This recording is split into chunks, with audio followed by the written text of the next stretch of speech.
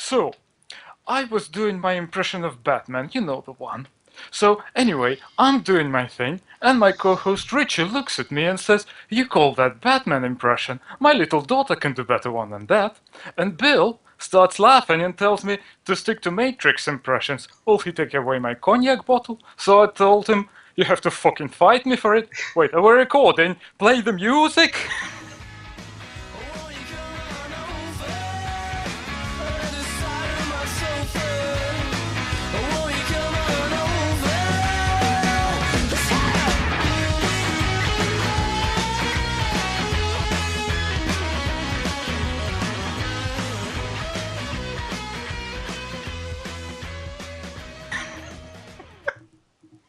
Oh. Does everybody need to be Who Cares Who Wins? Oh, is that what that was? Oh, I have to be honest. I didn't get that. That's two co-hosts now on two separate podcasts that want to copy those guys who do nothing but say that I'm fucking wrong.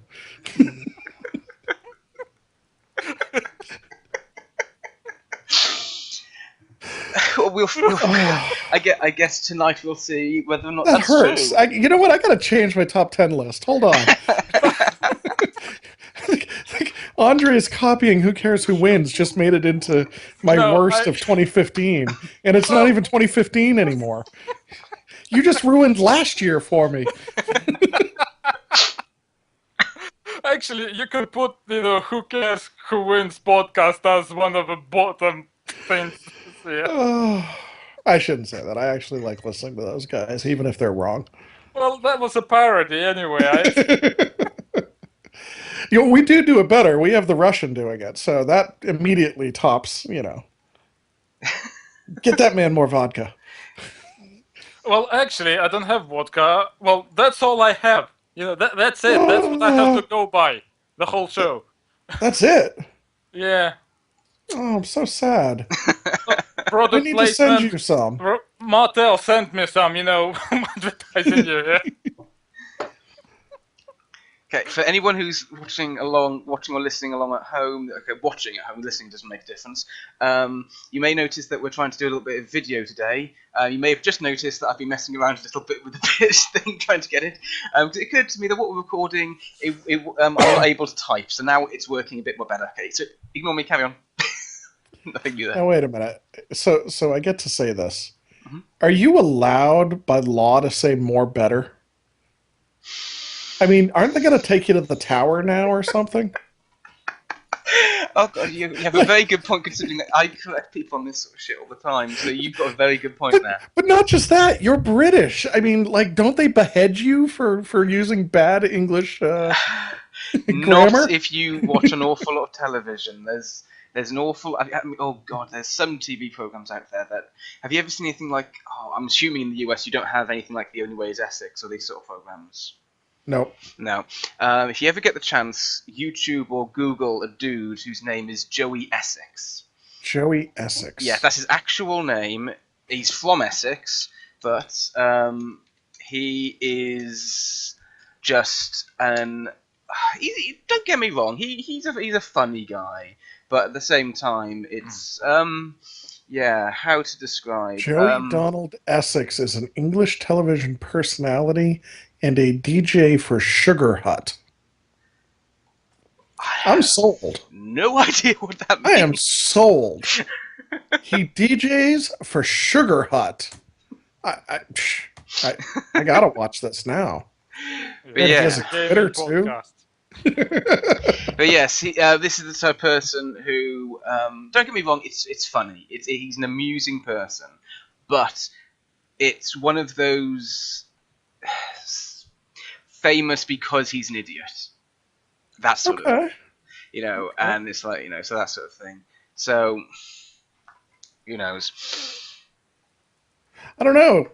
Google says his competitors are some blonde chick, some guy who's either Australian or British because that's his name.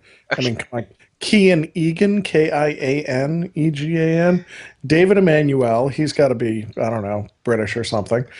Some other brunette chick, and Alfonso Ribeiro, Carlton. I mean, it's sold again. Oh, here we go. What have we got here? We've got. I've just pulled up here some things. Joey Essex quotes. So, what does he have to Is say? this actually going into the show? What are you I doing now? think it should. Here we go. Joey Essex quotes. It's like a game. I can't blow my nose. I never learned how. Okay. This is like Kingdom Death. Question.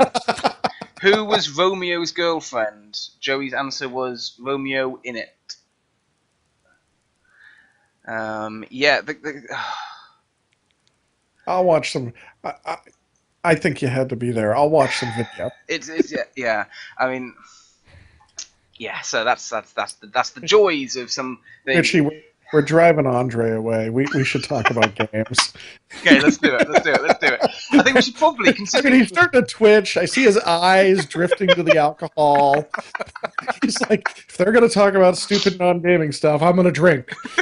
I think we should probably, considering this is our first time recording video and putting video out there, we should probably say hello and who we are and all this sort of stuff. We're not going to go into the podcast as people know that. It's just this putting faces to names. It's for a lot of people, they've never done that with some of us. I mean, in my case, you can't get away from my bloody face. I put it everywhere, but that's just me. Said. So yeah, so I'm Richi, aka Dr. Loxley. So you all know my annoying voice and how I sound and all that bollocks. So, so this is me and my rather very chubby cheeks.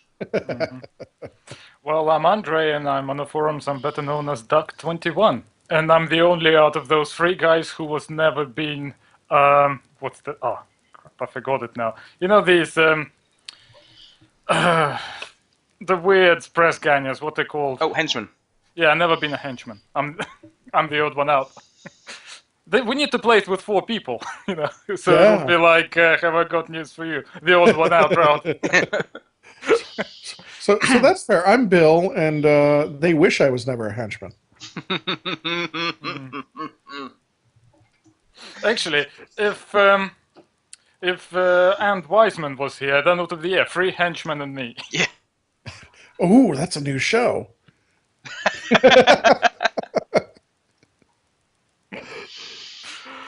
Right, so today we'll be talking about gaming in 2016. Well, 15. Oh, 15, go.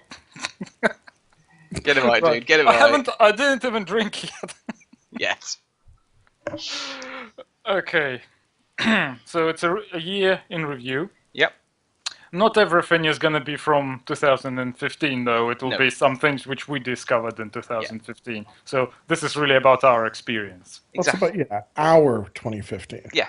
But let's be honest, hopefully that's what people listen for. If they want news, they can go somewhere else and get that. Because, there's better places for that. Okay, so shall we start from...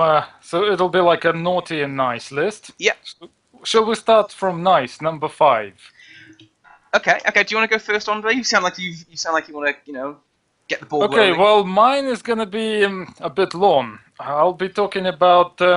also, it's not something which came out in... It's a rumor that came out in 2015. Okay. And we're actually seeing some pictures of it. Well, not rumor. Why am I saying rumor? It's just news that came out that the company, which everyone loves to hate, is...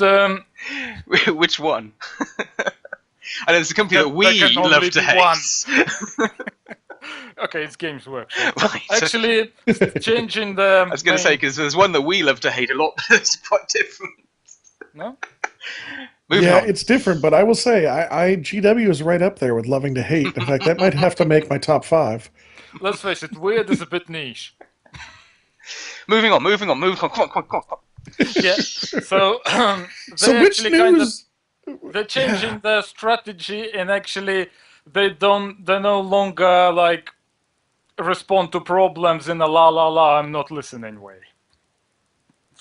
And they bringing back secondary games. Do you believe that? Have you seen the sculpts of Blood Bowl minis, new ones? But do you believe that? The games are coming back. Blood Bowl. It's not a rumor. It's not a rumor. This was official news. Yes, there's two, isn't there? There's an orc and a human that looks very similar. Well, the human looks very similar to the last plastic sculpt they did for the human thrower. And Okay. the orc is because, of course, the last edition of Blood Bowl had the pre-orc redesign orcs, so they've done it with the new style orcs. I mean, here's where I heard they were bringing back specialist games, and then I listened to one of the other podcasts I listened to did a whole review of that letter and I'm now going to say supposed letter, Mm. and they started with the little things, just the bad grammar, bad semicolons here and there, and then they pointed out things like in that letter they misspell Games Workshop. They misspell several of the specialist games. That's So what kind I of don't know if stuff I they have. buy that. I think if someone wanted to create things, he'll probably look for right spelling for everything. He could have just spell checked it. Well, I think Could have, but I think they didn't. I don't know. That's why I it think sounds would be real. great, And but- anyway, it wasn't an official statement, though, was it? That initial letter wasn't an official statement. It was something that was given to a store, wasn't it? So it was just a generic dude writing it on their computer. It wasn't from a press office. but the pictures of the sculpts, they came from a show. Yes, From that they're anniversary. from the Warhammer World, whatever it is, anniversary show thing, isn't it? Or something like that. I don't know. That's a bit solid, isn't it, Bill? if they came from Warhammer World, yeah. I mean, what so I haven't seen these miniatures yet. Is there someplace? Yeah. I didn't particularly like. Well, there's a website which you don't like, Bill. It's called Bell of Lost Souls. Oh, come on! Everybody likes viruses. What's the problem? and a little bit of spyware here and there. So, Well, okay. I don't So, know. Bell of Lost Souls. Oh, you can go on the Bell of Lost Souls Facebook account. Though. Great. Let's combine two things I hate. If Yeah, it's anyone- bad enough to go to Bella Lost Souls directly. Now you can go to there through Facebook. Probably Okay. on Facebook. I'm trying to pull it up. I'm trying to pull it up for the video recording as well, and I can't bloody find it. Oh! Is this it? Is this it? Is this it? Is this it? Yes, this looks like I've got one bit of it. I've got. Oh, that's a bit rubbish. And that kind of, I have a dual. Here we go. Okay, so here is the Bell link Okay. for you guys to have a look at, and I am going to quickly put this into the video stream so that people can see what we're looking at. I'm not actually interested in Blood Bowl. I'm interested in other games, Mordheim and Necromunda. And I have to say, I have conflicting feelings about this. I'm not very comfortable coming back to Games Workshop. But, you don't have to... Warhammer Weekender. Nah. I mean, the power of Yeah. nostalgia here. So, Oh, see, I'm telling you, I have the best podcast topic to talk about how nostalgia affects new games. So Andre, the news in 2015 that specialist games are coming back is exciting for you and is one of the top 5 things that made your it's year. exciting, but I'm kind of also... like I Listen. said, I have conflicting feelings. I have with Games Workshop, I have this sort of love-hate relationship. Yeah, I can understand that. Yeah. I'm scared So, of being disappointed. I mean, what are the chances that these new Blood Bowl miniatures here are the vaunted Blood Bowl box, Christmas box set or surprise box set that they've been talking about for 5 years or 6 Blood Bowl years? will sell, I can guarantee it. I don't know. Another really worrying thing is they're called Dwarden. You know what that is? Dwarves. Yeah, the new dwarves. Yeah, it's because it's a copyrightable name. They can copyright it. And yeah, I really like the sculpts. I hate the game. What's this? Blood Bowl. No, it's What? Age of Sigmar. Oh yeah. But the sculpts are really good, so I might actually go to realizing this really weird fantasy I used to have, where I would, nothing sexual. It's I don't believe it. Yeah.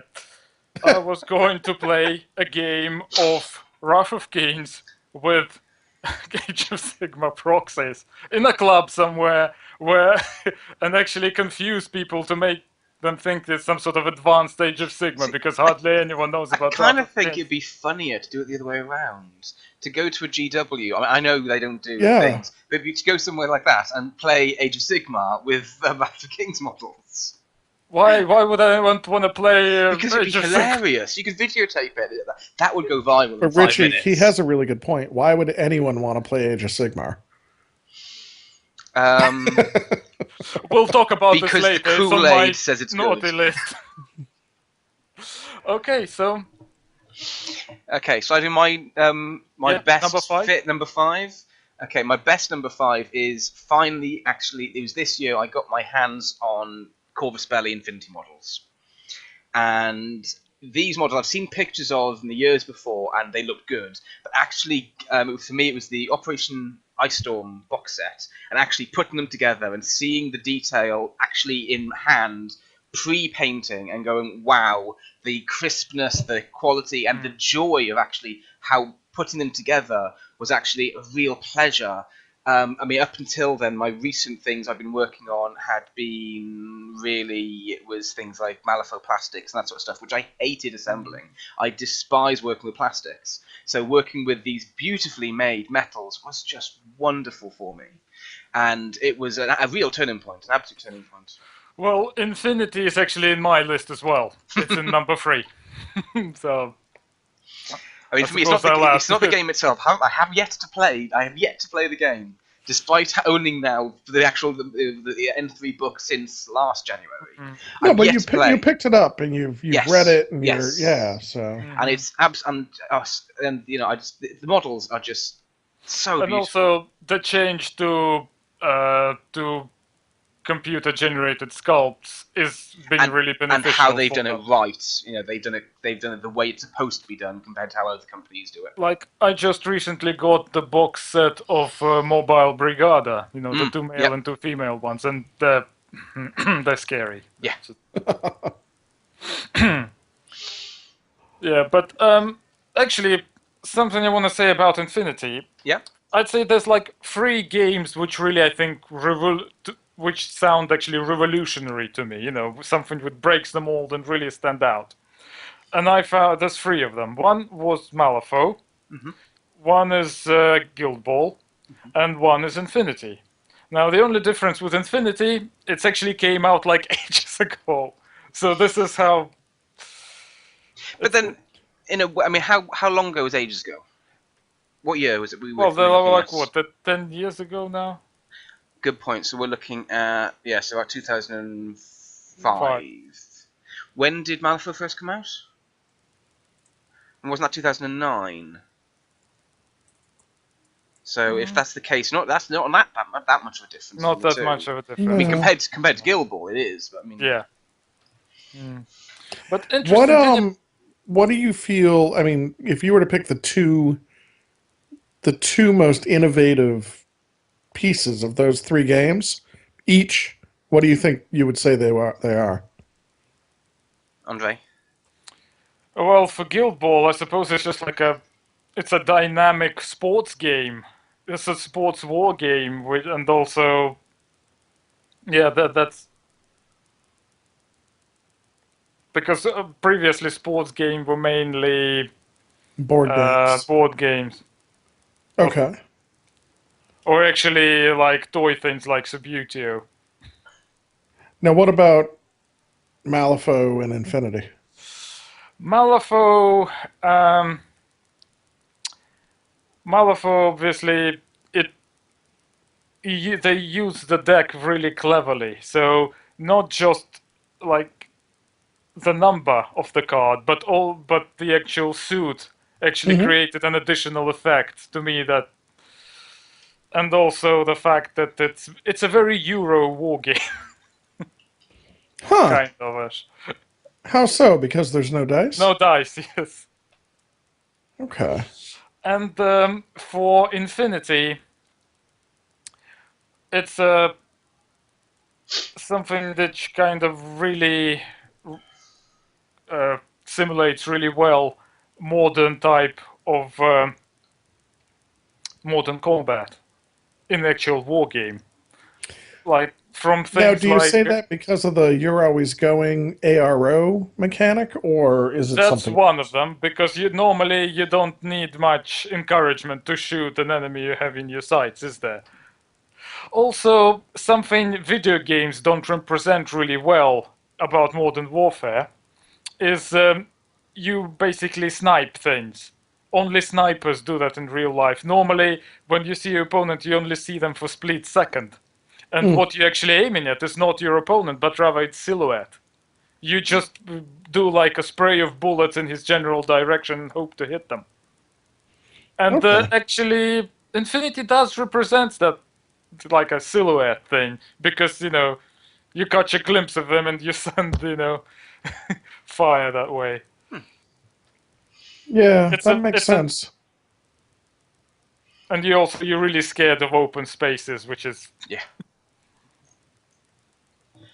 Well, in Infinity, I haven't played it. Still isn't my game, but Infinity also doesn't seem to devolve into a you know uh, fist slash kicking slash sword fight.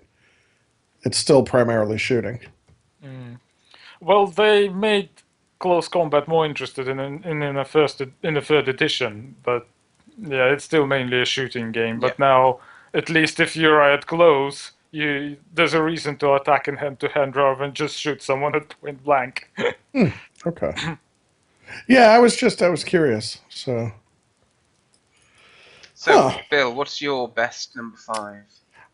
Well, my best or we're going bottom up, Best, right? yeah, Bottom best, up, yeah. bottom. So, I don't know why I asked that because none of mine are in order. So, Oh, just pick so, one. so now I have to randomly. You know what? Um, One of the highlights of this last year, and this steps away from specific games to in general, there was a couple of changes in the New England gaming group, and it became a real highlight. Not only because some people up there who've been friends of mine for a while, who I've now become better friends with this year. Uh, Adam is a great example, who is a new person for me to blame for my gaming addiction. He has probably contributed at least a quarter of as many games to my collection of what I've bought this year as Kickstarter did. But the way they changed, they moved out of a store into a bar and things like that. It really was a highlight going up there, especially since I missed conventions this year. hmm, So, that little getaway, and it looks like we're probably going to be up there again twice this year. So that'll be real cool. that's good. See, look at that, all warm. It's almost like I have a heart. Freaking Adam with his feeding my addiction. It's all his fault. At least that's what my wife keeps hearing. Well, I don't have much to add to that. No, that's yeah. Unfortunately, that's all the rest are actual games. So we'll get back Okay. to non heartfelt. I'll be Okay, back to being the so Grinch soon. Yeah, we don't emotions on this, do we? No. Exactly. no. Especially not nice So ones. Grouching, complaining, and that sort of stuff. That's fine. Now I have those. okay, so shall I do my number 4? Yeah. How about should we do number 5th worst? No. No? Okay. Let's finish it on positive. I'm gonna keep all the worst ones together. Okay, so we're gonna do all the best, and then we'll do all the worst. Okay. Okay, number 4. It's not actually nothing to do with gaming, but to do with hobby. Okay. I discovered something that's called scale modeling. Scale modeling. Right. So what do you mean What by is that? Well, scale modeling is just miniatures which are just for painting. They're not for games, but they're normally a bit larger. They're like 55 mil, 75 Yeah. mil and busts. I get you. You Also, had never done GW those did some. before? No. GW used to do busts, didn't they? At one point, I remember Space Marine and an Orc busts. Yeah, I think they so, were. yeah. They did, yeah. It was just like for fun thing, but Yeah. But I suppose, I mean, it has place. Do you have in any this examples you can show the audience? I have nothing painted. I only bought one thing, and it's a knockoff. Anyway. We'll talk about this later. Yeah. It's a miniature which was done by painting Buddha, which kind of made me want to buy it. Yeah. It's a bust of Shield Maiden, like from the TV series Vikings. Mm-hmm. I never watched the TV series, but I really loved this sculpt, and I decided to get it. It's well, I can't pull it out now, That's but fine. it's. I'll show you something once I painted it. Probably it's not good showing it on video anyway. Okay. I would think showing off a painted miniature would be better in video. Not this kind of video. Not on this camera. Oh, not on this camera. I was gonna say you went to this kind of video. I was like, what are you painting? Oh my. Yeah, and it's the original was done by a company called Nuts Planet. And What are they normally called? Nuts Planet. Nuts Planet. Nuts. As in nuts and Nuts Planet. Nuts and bolts. Okay. And it's called Shield Maiden. Okay, give me a second. I'm going to see if I can pull it up. Yeah, this is a Google search everybody wants to do.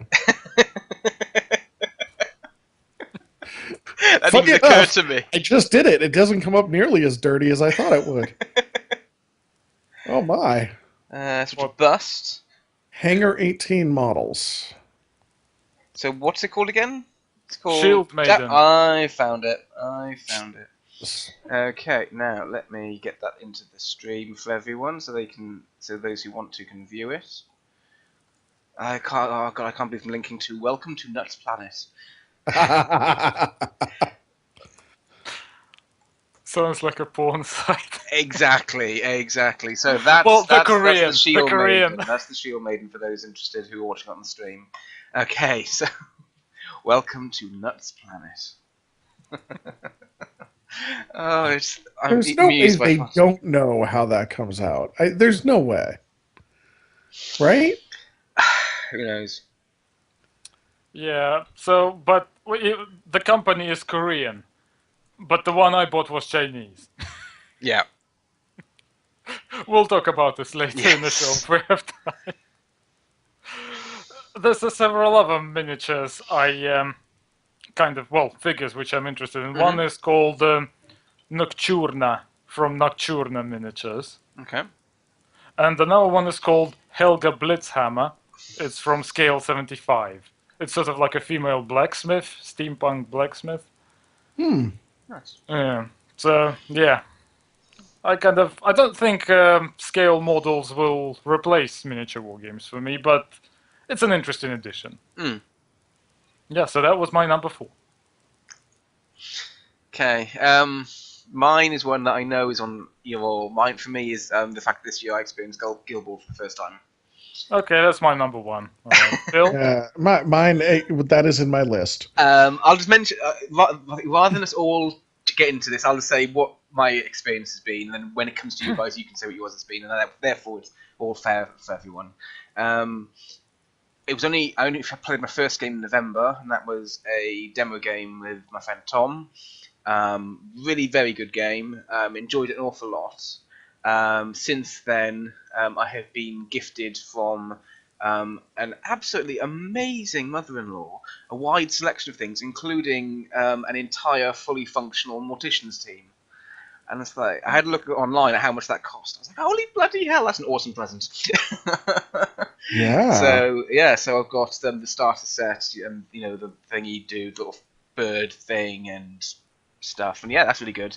As well as that, I've also now been given a starter set for butchers and a starter set for alchemists. The reason being so that I then have something to spend money on rather than just having everything outright.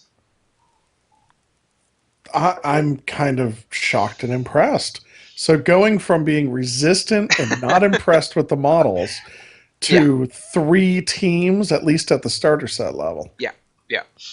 So I'm guessing your demo with Tom went well. It went really well, and it's something that I would like to do again, just not as a main game. So therefore, I want stuff that I can play it as and when, but it'll never be a main game for me because it doesn't scratch those itches that I need for a main game. But I very much enjoyed it an awful lot. So now, what about when they get around to adding a campaign system? Probably not. The thing I enjoyed about it was the game mechanics. So therefore, and I do like the models, but I'm probably going to be painting them to look more fantasy and less period. Well, they're kind of fantasy already. But I think more so. So in the case of the Morticians, they took some liberties with design, So like with the Morticians, I'm going to make fantasy. them look more undead rather than people. Okay. So that sort of stuff. Man, so does that mean I have to do Guild Ball now? Richie said it. No. Yeah, no, well, we both can do Guild when you Ball get now. round to Guild Ball, on your turn. When you then. Well, it's my number one, and it's. So let's leave it for your number one. I don't I want to rip it just away want to from add you. to it.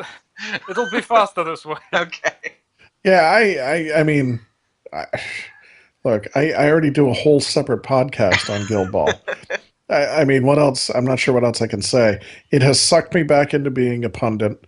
Honestly, I think I will be interested to hear most of the reviews of 2015 and see a lot of the lists that are coming out this month, being January, about 2015 gaming. Because I am shocked, not in a negative way, but in a positive way. I am shocked by how quickly Guild Ball has grown and how well they have done as a company. The game is just going strength to strength, and it's growing gangbusters. The models, I think, are fantastic. It's one of the first set of models that even so one of the comments I've heard repeatedly, and it's the first time I've ever heard this, was that even people who don't know how to paint well or only paint the tabletop have found that their Guild Ball models still look better than most of their other models. Any idea why? Ideas? Design, I suppose. Yeah, I have some ideas, and I've asked Matt Hart about it a little bit and gotten his ideas. I think some of it comes back to they're mixing textures, and they're mixing the right textures. So, it's not a model with mostly skin and clothes on, but you have models that have skin and some armor and some belts. The details aren't so much that you have to pick the details out. And the types of textures that they're mixing across the model are all things that take really simple paint schemes well. Yeah. So you can do some dry brushing on some of the areas, go back and do some quick base and highlighting on other areas, and suddenly out of really basic techniques. It's not just so much about dry brushing, it's more like these miniatures are easy to side brush. Great example as well, right? But but more importantly, you can use a couple of basic techniques, and the combination of 1, 2, or 3 basic techniques in different areas of a single model make the whole model look better than, let's say, a GW model where there's really only 2 or 3 textures on a Space Marine, right? Until you pick out extra details. Or even a lot of the Malifaux stuff. As much as I enjoyed my Malifaux stuff, there was lots of little bits to pick out. I enjoyed that. And then typically it was face and hands and some Western clothes, or big bare-chested guys with pants. And there really was only a couple of different things. They didn't do a lot of mixes in different textures. And I thought my Malifaux models actually looked pretty decent. The game itself, what kind of surprised me is even people who were skeptical about it, how it kind of weird it made them feel, even the skeptics. Okay, so along that, I agree. Along that line, Richie's a great example.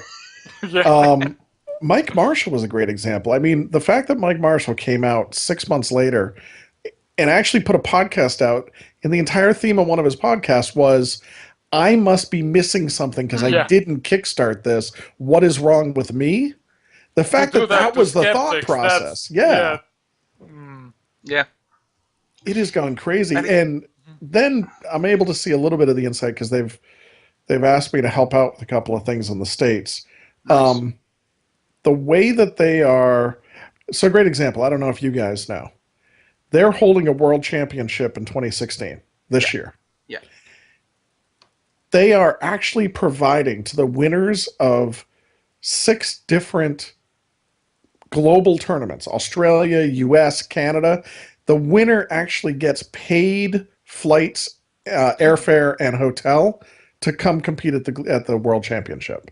Sweet. I have never in the entire time I've gamed heard another company do that. That explains the comment in the last episode of Gamers Lounge about how what's his name? It would be funny able to come to London.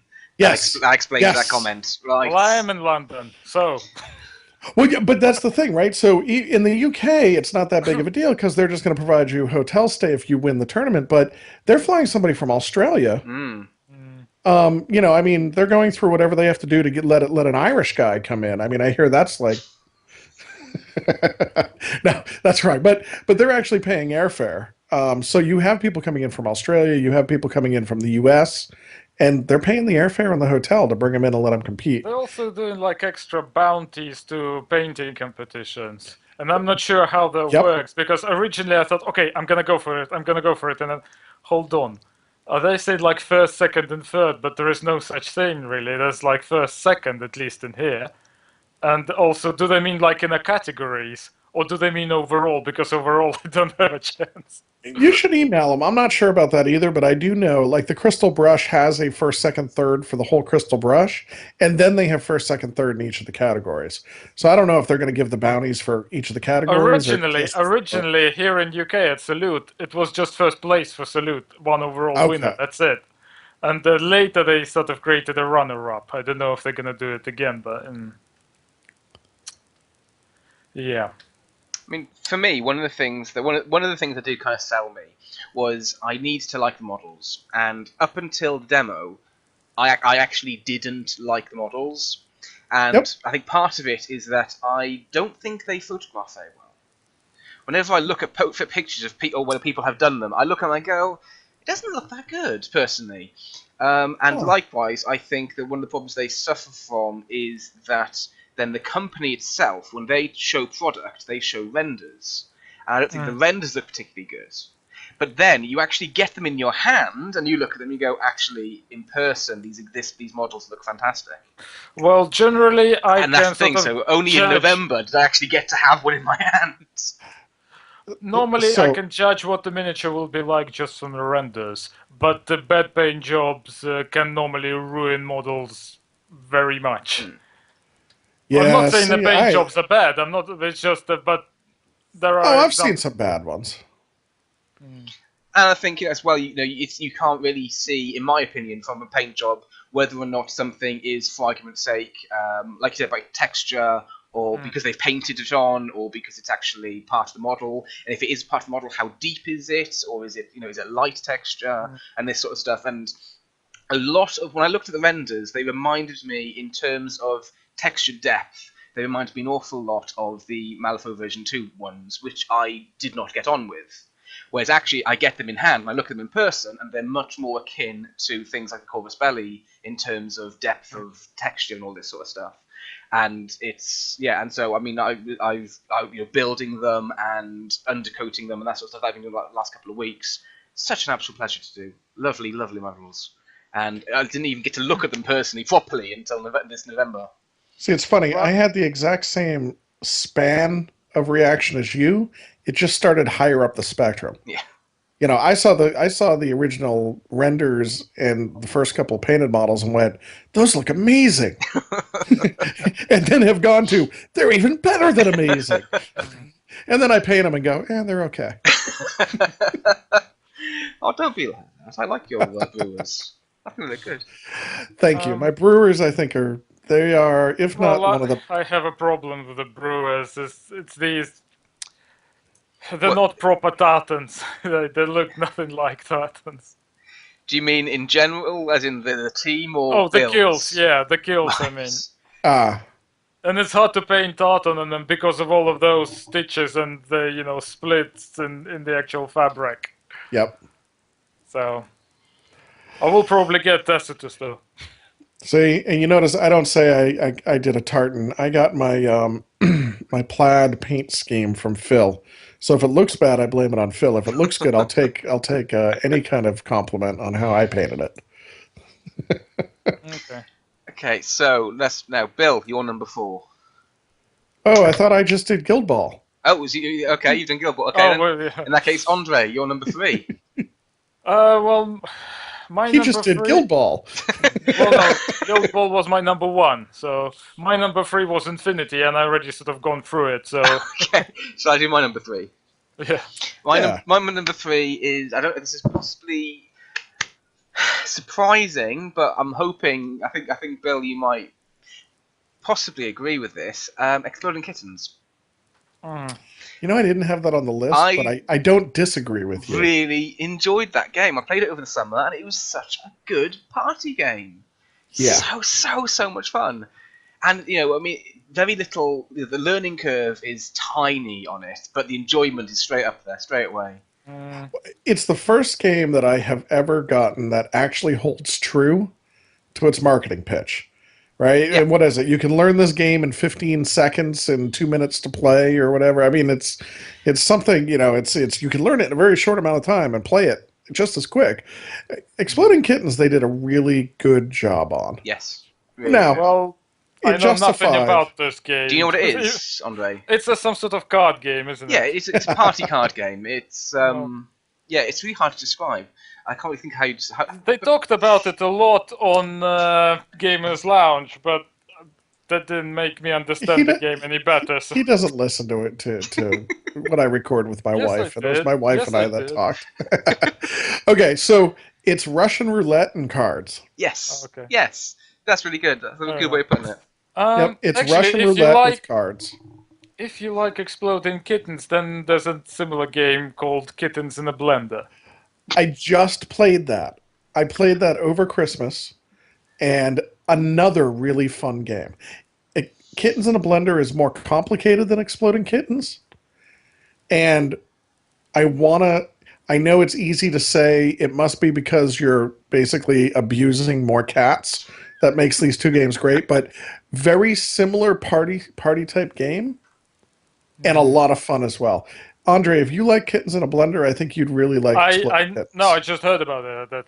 Oh, okay. The great thing about Kittens in a Blender, without only just hearing about it, it follows the rule, which I believe in this rule very honestly, that there are very few words or sentences that do not sound instantly cooler when you add on in a blender at the end. Yeah, no, I'd agree with that. Blood Bowl is a really good game in a blender. Blood Bowl in a blender. Yeah, that just became a horror movie. Speaking of Blood Bowl, you have a co-host who's like heavily into it, isn't it, Bill? Yes, I do. I do now. So, what do you think his opinion would be of this Blood Bowl coming back, probably 2016? And I can't speak for Spencer. I think he's very excited about it. I know he's excited about it. We're actually going to talk about that at some point. Okay. One of the things that he... Yeah, well, it is. I play Blood Bowl on the Xbox and on the Xbox, not even on my computer. So my experience with Blood Bowl has all been in a video game. Blood Bowl, I can see issues, going back to that earlier topic, right? I can see issues with GW bringing back Blood Bowl as a specialist game because the community has already moved on and doesn't need GW anymore. Yeah. So they're fighting the players that they want. Let me rephrase that because GW doesn't want players. The people who would spend the most money on the game already have other sources for their models and have already moved on with a rule set. So I'm not sure that GW can actually... I don't have faith, personally, that GW can develop a rule set for the game and update it that is as good as what the community's already done.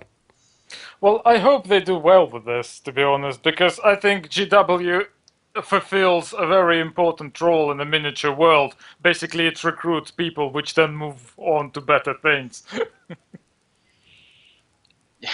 Yeah, I I know what you think mean. that's a whole. I understand exactly what you're saying, but I think that's I a whole think the whole topic. industry will suffer if GW will go.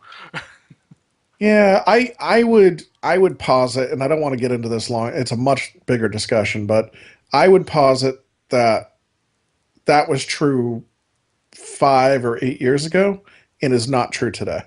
I think if GW disappeared today, Nothing would happen.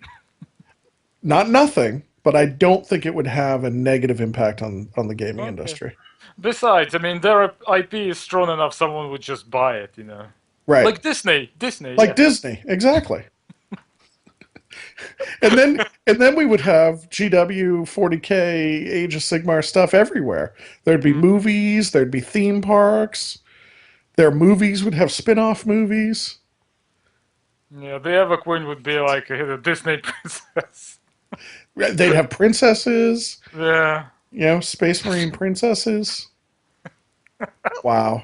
According to the average internet, that wouldn't necessarily be a bad thing, because after all, according to my Twitter feed, the latest Star Wars film is the best thing ever. So, Well, I heard some bad things about it as well, I mean, story-wise, but generally, and let's not forget what I that's think... owned by Disney. So, The thing is, I'm gonna sort of do a comparison with Final Fantasy VII game. okay, It's the okay, power of nostalgia. yeah. They kind of captured the setting of the I mean, original. I have yet to see the new Star Wars film, so I have to be Really? honest here. Yeah, They captured I'm not the a Star setting, Wars the fan, so feel of I'm it. going to wait until That, it comes on TV. I have no interest, and I've heard, That's fair. I've been told the spoilers because I'm not a big fan. I don't really care. So, I am a big Star Wars fan. Waited to see it. My daughter and wife and I went to see it the Monday after it opened, Mhm. and I've only seen it once so far. My opinion, purely my opinion, is, and funny enough, my wife is a huge Disney fan, so this was a big point of contention with us. We came walking out, and she was expecting me to blow up about how much Disney had ruined Star Wars. and she was disappointed. She was disappointed. Actually, I came out and I'm very positive on the movie. I think the movie was fantastic. I actually can see the point and agree with some of the things Lucas has said. I can see the detractors and all the people who talk about all the plot holes and stuff, but I also agree. Um, I believe it was on the D6 generation. I believe it's Total Fangirl, Russ's wife. But I thought that she had one of the best, if that's where it came from. If not, this is a bad attribution to this quote. But I heard a quote I really liked about the new Star Wars, which is, you had the original Star Wars, the 4, 5, and 6, and people grew up on that. It was like their favorite restaurant. yeah, Then 1, 2, and 3 came out, and it was like going to your favorite restaurant for dinner, and your favorite restaurant took the entire menu, left all the names of all the dishes the same, but now served it low fat with no sugar and all sugar substitutes. It was similar, but it was lacking something. yeah. And that the new film was the same restaurant bringing their menu back to the original menu and adding a little more butter here and there. Well, Right? You didn't get a lot new, but it was what everybody wanted and was so close to what everybody remembered. well, the setting of the original film was like very strong, and they made the setting feel like the original film. That's what it's about. Oh yeah. Wait, look, Like with I Final Fantasy, it was the fantasy. I mean, story wasn't particularly strong in Final Fantasy VII, but it's the setting which sort of captured anyone. And now that Final Fantasy VII is coming back, Yeah. right. it's kind of got a lot of people excited. And I heard plenty of complaints about the fact that this is the first movie. This is episode 7 is episode 4 with the cool stuff from every other episode. Okay, I get that, but I do think it was it was an appropriate move. Now, what I pointed out to my wife, Expect a lot of snow in the next film. exactly. So I pointed this out to my wife. So we walked out and we were talking about that, and she was like, "I'm really surprised. I thought you were going to say they ruined it." And then as we're sitting, waiting to for everybody to get together in the family, um, there was a mention about how there are not only 2 more Star Wars films coming, but 2 or 3 Rogue Squadron films and 3 Han Solo films and What all in the actual next. movies? Oh yeah, there's there is something like 6 to 8 Star Wars movies coming in the next 4 years, 4 to 5 years. And my wife looked at me and went, "Oh," in video they'll be able to see. I don't know how well you can see my face, but she made this face. She goes, "Oh my God, why would they need to do that?"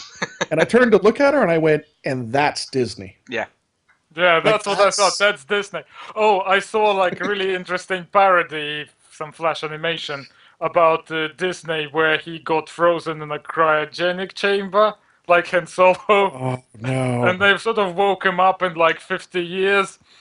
And there was like Star Wars number 30 something straight to DVD. That's better than the one I'm aware of. I think it's it's Family Guy, where because you have to remember that Walt Disney was a Nazi sympathizer, Yep. and the sketch is simply him being woken up out of deep freeze. First thing he says is, "Right, are the Jews gone yet?" And they're like, and they're like, "No, right, back to sleep." Oh, That's quite not so suitable. inappropriate. Oh, speaking of which, there's a very good sort of parody review of Star Wars. Well, the new one. I forgot what's it called?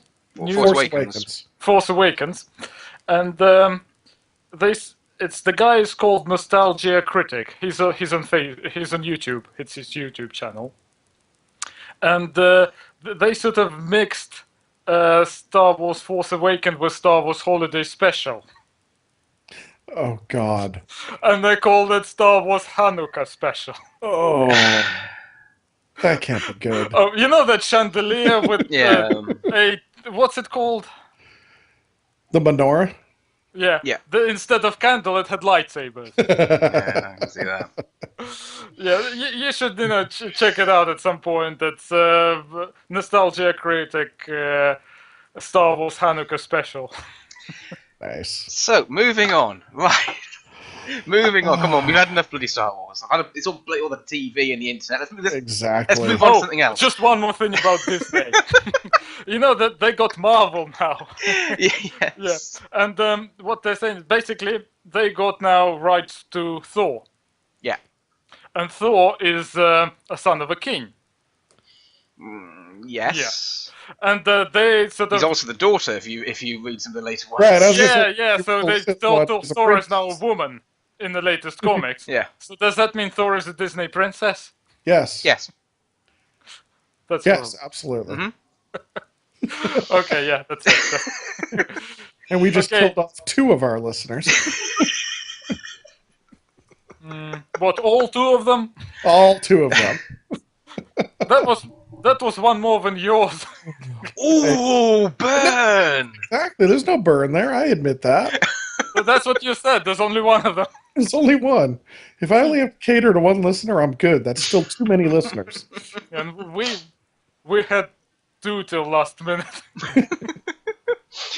Anyway, so my number 3 was Exploding Kittens. Bill, Yes. your next one. Number 3. Of course, nothing here is in order. So let me just start to let me do this. So I've mentioned it. I am highly impressed by this. How familiar are you guys with the X-Wing cooperative campaign, the Heroes of the Oturi Sector? Not at all. I just heard about it, but that's it. Okay. I'm So not really into X-Wing, that's the thing.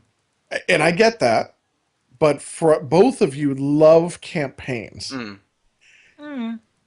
If you understand, and what I would do is I would recommend for you two this. Look at how X-Wing plays, just what they did. And Richie, I know you spent time looking at X-Wing with the movement system and everything else. I mean, my wife and I play Star Trek Attack Wing, and it used the exact. The rules are almost identical. So if you play, go out and download. It's a free download. I am so impressed, partially because it's not a official product.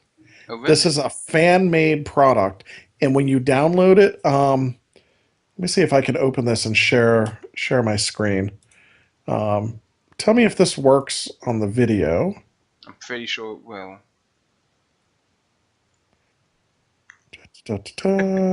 I just have to figure out how to share my screen. I understand how it makes you feel, Bill, because I saw some really, really good fan-made campaigns for Mordheim, like the Border Town Burning. And is this campaign being, even though it's not officially created, is it being officially supported? It's Uh, supported really well. They've done some yeah, it's This- supported well, but it's not official. Right. But they have such a great factions there. They have ogres, they have chaos dwarfs. Full screen. It's set sort of like in Darklands. No, I meant the X-Wing one, Andre. Right. Oh, here we go. Share screen. Okay, so if you look on my screen, oh wait, I have to tell it to start. Whoop, That here always it comes. Yeah, we got it. We've got it. Let's see if I can make this big enough for you to see Okay. it.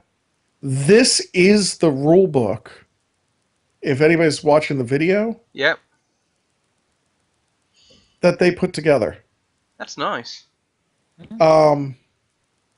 There's a full set that you can get in two different compressed zip files. One that has everything at 8.5 by 11, so you print it on your printer. Mhm. One that has everything on, I think it's a 12 by something, so you can actually send it to a print shop. So, for example, here is a new terrain file that you basically print this stuff out. We laminated it. You could print it out and glue it down onto sort of a cardboard and cut it out, and it works as new terrain. Stat cards and an AI system built in for the enemy ships that actually works. It is very easy to use and still replicates a pretty good. There it is, the AI system. It actually replicates fairly well a human player playing while still being a bit unpredictable. So it's not always making the best decisions, but it's making good decisions. Yeah, just overall, they did. We've only played a couple of games. We're 3, 4, 5, 5 or 6 games in to the campaign, the group that I've been playing it with. And we've been playing with 4 people. It scales. I really impressed with all the work they did on this. It looks really good. So, and yeah, I think that would be in my whatever number we're on, number 3. Yeah, number 3. Okay, number Now. 2s. D-share. Hey, and we're back. Number 2s. Number 2. Gosh, it hangs up on everybody. Right. For me, it's Painting Buddha YouTube channel. I can imagine a lot of people might be actually quite against them at the moment, assuming because weren't they the ones who were holding things up for a Kickstarter? Yeah, for infamy. But you know, to describe how useful these guys were to me is because you know who else did like big good tutorials? Angel Giraldes did from, but the trouble is I'm not interested at all in airbrushing. Yeah. So, and I think painting Buddha, they kind of showed me that I don't necessarily need one. So, and even like certain things which originally I thought won't be useful to me, like the last one they did is a Space Marine, the Heresy era Space Marine from the new box game, you know, GW did. And just basic Ultramarine old style one. And I thought, okay, how I'm not gonna use that, but I watched it anyway, and how wrong I was, because they taught something which was called oh, okay, I'm not describing it really well. You know, originally when I started like blending, I used to blend highlights, which is kind of the most common way people do this. You know, you start, you know, you do your basic color, you do a wash and highlight. Then I kind of, when I sort of got more complicated, something I use till now is I find it more easy to blend shadows. Hmm. Hmm. Yeah. Now they showed me something else. You can blend middle, the mid-tone, and yeah, the benefits of that is what you can do. You can paint on very sharp highlights. So basically, just to show you where the light falls on it. So that way, it's better at guessing. Do proper lighting. The way it's lighted from, well, illuminated from. Like usually it's from the top. Yeah. And so you do like very strong highlight. You paint it on and then blend the middle. You'd blend mid-tone, but the important thing is you have to sort of blend it from the shadow to the light. It's because of when you make marks with a brush, you um the marks are stronger when the brush leaves the because you start making a mark, the mark is lighter. When you leave it, when the brush comes off, that's where it's stronger. Yeah. Really? So yeah, I've yeah. noticed So that. that's why the direction of the brush strokes is important when blending. And yeah, it's like, okay, I didn't know that, and yeah, it works really well. Yeah. And also another interesting one, like I remember I told you about the painting of that X-wing from no, Yep. not X-wing, sorry, Millennium Falcon from the X-wing game. Yeah, I remember that. And they did, the normal black base. They sort of painted a nebula on it. And now I realize what I can use it for, because I got the uh, I forgot something in logistics box set from Malifaux. It's Ironsides, the new master for Arcanist Ironsides. You're gonna put her in space? Well, no, she comes with miniatures called Oxfordian mages. And they have Okay. like huge energy effects. And originally, normally, I thought I'll paint some light energy kind of thing, glowing possibly. That's what most people did. But now I thought, hold on, no, I'm gonna paint them dark and paint nebulas on them. Hmm. It's like if you can do a quick Google search, there's a fantasy artist called Boris Vallejo. Yep. Uh, he's got a painting called "Tell Me About the Cosmos." And there's like an energy effect which looks like a nebula, and I think that would be perfect for painting Oxfordian mages. Now you're gonna put that under them, or are you gonna put that like on their Well, cloaks and everything? it won't be on the clothes, it will be huge energy effects which come with them. Okay. There's like a weird like energy coming from their fingers with sort of huge things. Nice. Possibly put like on the inside of the cloaks as well, on at least one of them, the one which doesn't have energy effects, the sitting one with crossed feet in the air. I can't find it. Okay, well, yeah. So yeah, painting Buddha is my number 2 of the best things Stitch. And that kind of finishes my list of nice things because I already did Guild Ball. And Guild Ball. Guild Ball was number 1 for me, so yeah. Okay, Richie, your number 2. My number two.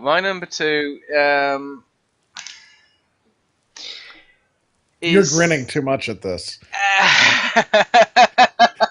My number 2 is Tom's game. My number 1 is my game. Yeah, that's pretty much it.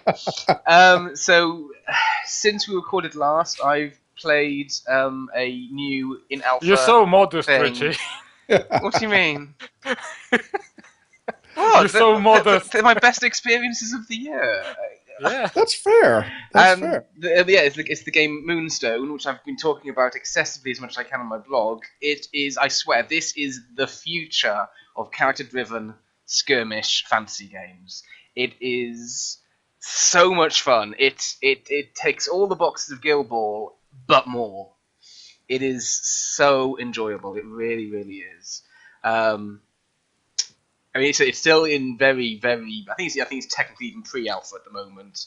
If anyone wants to look anything up, they can have a look on. I had it open a second ago. Moonstonethegame.com is the website.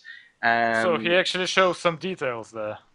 well, at the moment, this has got some links to things like the Facebook account, that sort of. But from the Facebook account, you can download the all the cards it's using, the rule book, all this sort of stuff. Okay. But it's really good. I mean, Andre, I don't know. Do you know much about Moonstone? No. No, I'll explain very quickly for you. It's a game where it has two different mechanics for it's a fantasy character, so and so models. You tend to play with about 4 models apiece. At the moment, we are proxying with Raka models, so that's quite enjoyable. And it's got 2 different types of mechanics: one for spells and shooting, one for melee combat. And it plays around a bluffing mechanic, essentially. And so you have what they call the arcane deck, which is for spells and shooting, and the close combat deck. The close combat deck is quite complicated. I won't mention that now. The thing that makes it amazing is the bluffing through the arcane deck. And the idea is you've got different colours. So you've got purples, green, blue. So it's like scissors, paper, stone, kind of. Kind of. So you've got these different colours, and then each colour goes from 1 to 3 in numbers. There's 1 3 card, 2 2 cards, and 3 1 cards. But you draw them from the same deck. So if I've got, say, the green colour number 3, I know the opponent hasn't got it. There's only 1 in the deck. And basically, you declare certain spells require certain things. So your spell might say, I'm going to cast a fireball at you, and it requires a green card, and the damage is 2 times the number. So you could say, but you don't reveal the card, you just simply declare it, and you say, I've got a green 3, so it's going to do 2 times that, it's going to do 6 damage. And you and the opponent look at your hand cards, and you go, well, I can see that I've got the green number 3, so I know you're lying. So I'm going to call your bluff, and if you call it, and it is a bluff, the spell fails. Well, basically, I know there's a similar kind of card game where you declare a card. And you don't actually put the card which you declared, kind of. It's a proper card game with normal cards. Don't know, not familiar. Or like there's a game in Pirates of Caribbean, only it's with dice. You declare how many fives. I mean, these sort of things. It's using poker mechanics and this sort of stuff, and it is so enjoyable. And it's not just about how good you are at bluffing as well, and good about doing maths. There's also the other side of it as well, because you've got the counter bluffs, whatever you call it. So, for example, I am rubbish at bluffing. I'm terrible, because as soon as I get some good cards, my face lights up, and I'm terrible at that. But one thing I'm very good at is the opposite, where making it look like I'm bluffing when I'm not. And so, to the extent, I'm playing the game, I'm playing against my friend Tom, and he has no idea whether I'm lying or not, because I'm just putting on this, I look like I'm bluffing 100% of the time. And the rule goes with that, is that if the person calls a bluff and it's not one, then you get to cast the ability again.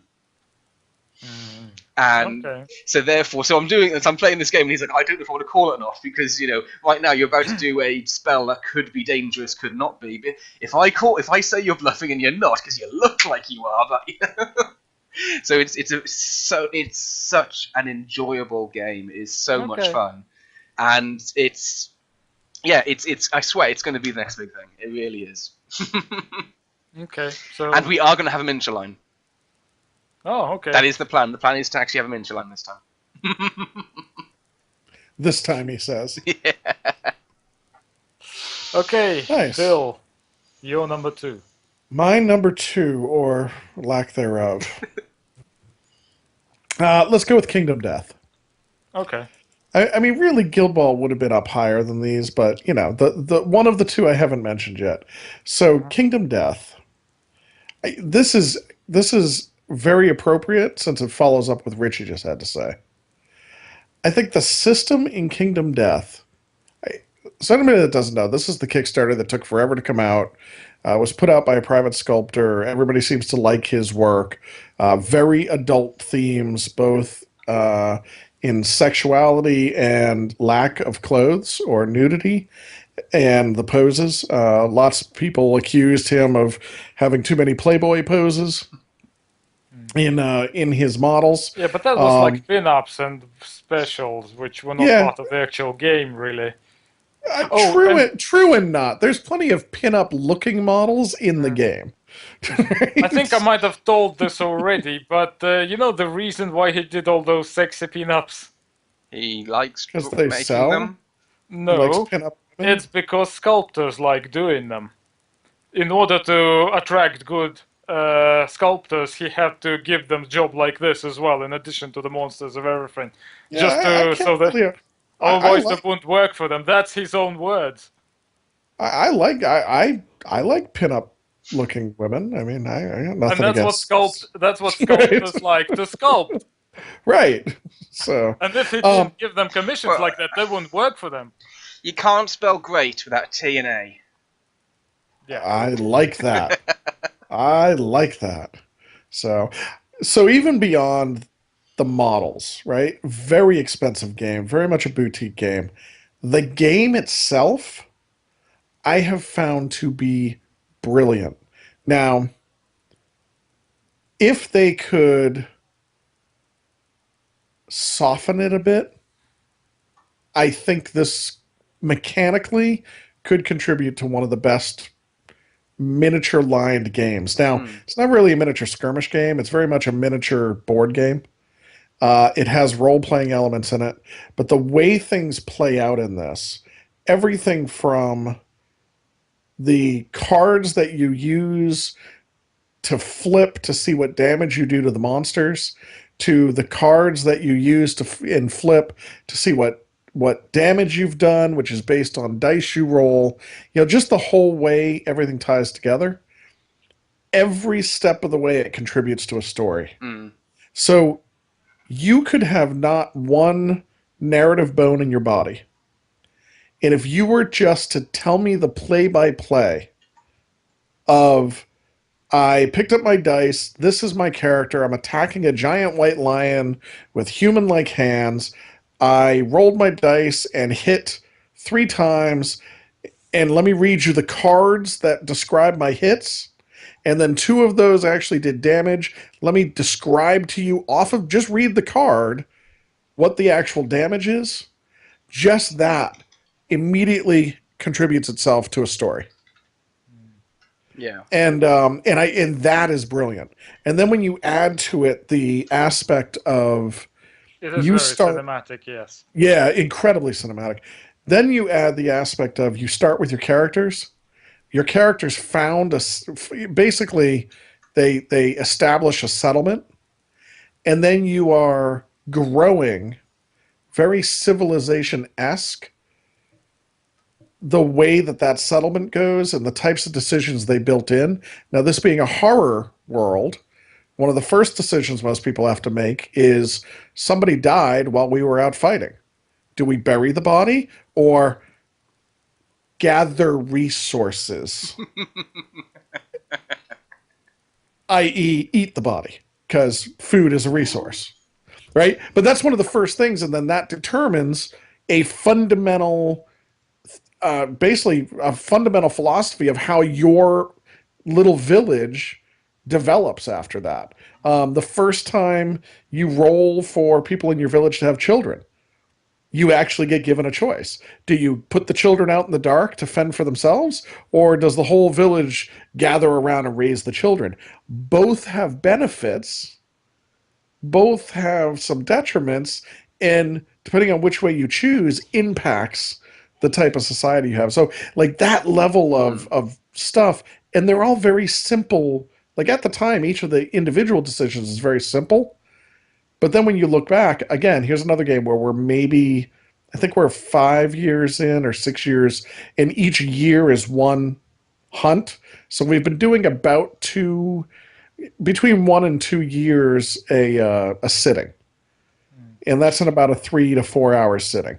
I meant to Um, ask you, if you like really screw up in a game where all you main for like the most top 4 characters dies, is it possible to sort of pick up from there and still carry on the campaign or So our last game, all four of our highest level guys died. And we have their equipment. So we were able to recoup their equipment. We're basically going to put their equipment on another set of characters. We've lost out on development. Mm. So we have to rebuild the experience for that development. Our new heroes going out on the next mission are basically weaker. Um, I think the biggest, so yes, you can continue to go on. The biggest hit to us really is because we've done so well up till now. Most people have between 1 and 3 deaths a hunt. So every time they play, 1 to 3 people die. Mm. So they constantly are trying to rebuild skills. We went 5 hunts without having even 1 death. So we had guys that had far more skills earlier than most of the other groups I know that are playing Kingdom Death. So it's going to hurt us more because we're basically going to have to drop back to hunting smaller stuff for a bit till we build our skills back up. Because what my friend David says, you basically have to hunt stronger monsters as soon as you're able to hunt them. Oh, Because it's not one of the games where you can just grind. Because you have limited amount of games before you face the Watcher. and that's where we're going to run in. There's only, I think, 20, 21, or Six. 25 years. 26. 26? Right. So we're 5 years in and we just got reset to 0. Now we have good on skills. We have good equipment. So we're already ahead on the equipment, but some of our so and the skills are a little wacky too. So one of our characters um had driven himself insane. Funny thing about this game, Horror World, you get an armor location on every part of your body, and then brain is another area you can take damage. Well, for example, if I put a breastplate on, I have a certain number of points of chest armor. And once a monster beats through the chest armor, Yeah. then I'll take damage to my chest. And insanity is armor for the mind. Insanity is armor for the brain. Right? So it's pretty good to run around with 2 or 3 points of insanity. He happened to have somewhere like 17. So he was very insane. There used to be like optional insanity rules for Mordheim. Yeah. They were really simple, but I kind of This liked is them. kind of funny. Like we ran into a situation, we saw the downside of the insanity. Pretty consistently, we've seen good sides. The downside was we come across a river, and they said it's water. Does anybody want to drink? And as a note, if anybody is insane and has the compulsion to drink, they must. And then it's like, ooh, let him drink first. He already has to. Right? But so from that standpoint, he was insane, but he also was able to dual. He was ambidextrous, so he got benefits for dual wielding weapons, and he had both a skill and a part of his insanity where he was a rage addict. So once he took so much damage, he would flip out and hit harder. He could also trigger that to become almost like a berserker in the game. All those were good. So what we've now lost is we lost a guy with his insanity who's ambidextrous, but we still have his 2 axes. So somebody else can pick the 2 axes up. They just don't get the benefits from the 2 axes until they build back up those skills. But who actually picked the equipment up since all 4 of them died? We didn't ask. Look, when this was you got to understand how devastating this is. We didn't know what we were dealing with, and even John, who's played some solo games, kind of was expecting this much earlier. Everybody else I've talked to has, again, 1 to 3 deaths out of 4 players. Every single, not game session sitting down, but every mission, they have people dying. We walk through our first encounter with what's called a nemesis encounter without anybody dying. Everybody else is like, well, we just sacrificed 2 guys and let the guy go away. Were you visited by, what is it? The Butcher. The Butcher? Yeah. And we, excuse my language, and I don't say that much, we beat that bitch down. there's something called King's Man, and he's much more difficult. And what you really Yeah. need to beat him first time, otherwise he'll come back second time much harder. Well, And that's the other thing. Oh, yeah, the all the problem with nemesis. King's Man, he damages your weapons. You can break a lot of weapons. Yep. And we have had that. We have some fragile weapons, and again, fragile weapons that hadn't broken. Like I kept making the joke that we were in the Disney World side of Kingdom Death. We were in the happy, sunshiny side. But the game itself is absolutely incredible. The models are beautiful. The amount of stuff you get for the $400 Which is is, but that is a big. that's a big Well, ask. I don't know how much David spent on this game. He spent something like around £300. That's about what?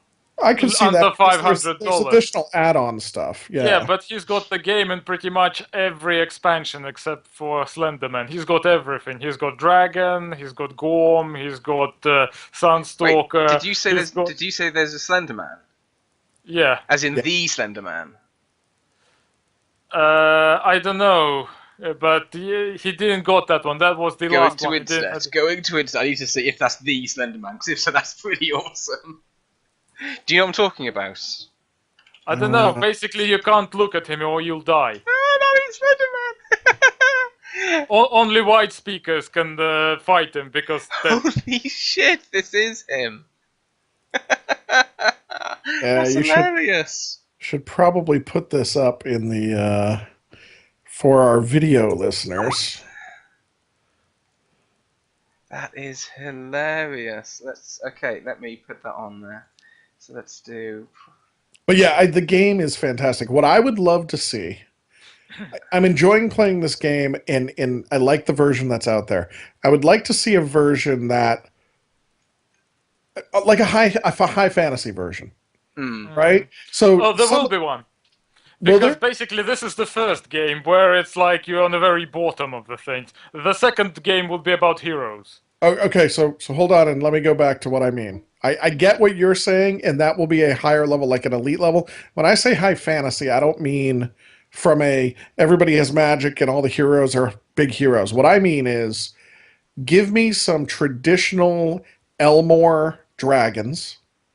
Give me some Okay. traditional orcs and trolls and Yeah. monsters like that. Yeah, because Take this is Gothic chic, isn't it?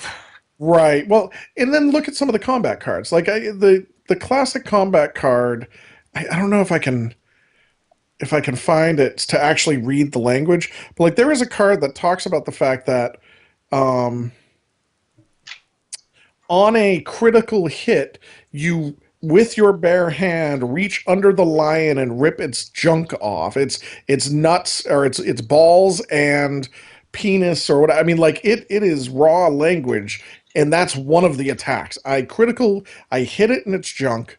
I critical hit, which means I with my bare hand I reach under and rip its junk off, and I become the prime target for the rest of the encounter because it's pissed at me until I'm dead.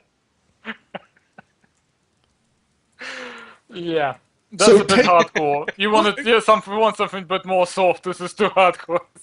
well, and that's what I mean, right? So For a family, take at some of least. those down, Mm. kind of soften that up so that you could play it with a family, and then take out some of the instead of saying do you eat the people that the dead body you brought back or bury it, soften that up somehow. So if you do that a little bit, then it becomes an incredible game that can be played with younger kids. It's a great role playing mix of a game, along those lines. You know the famous fairy tales. They've been really softened down because the Oh yeah. original ones are so nasty. Like Exactly, and that's what has to happen here. the Red Riding Hood.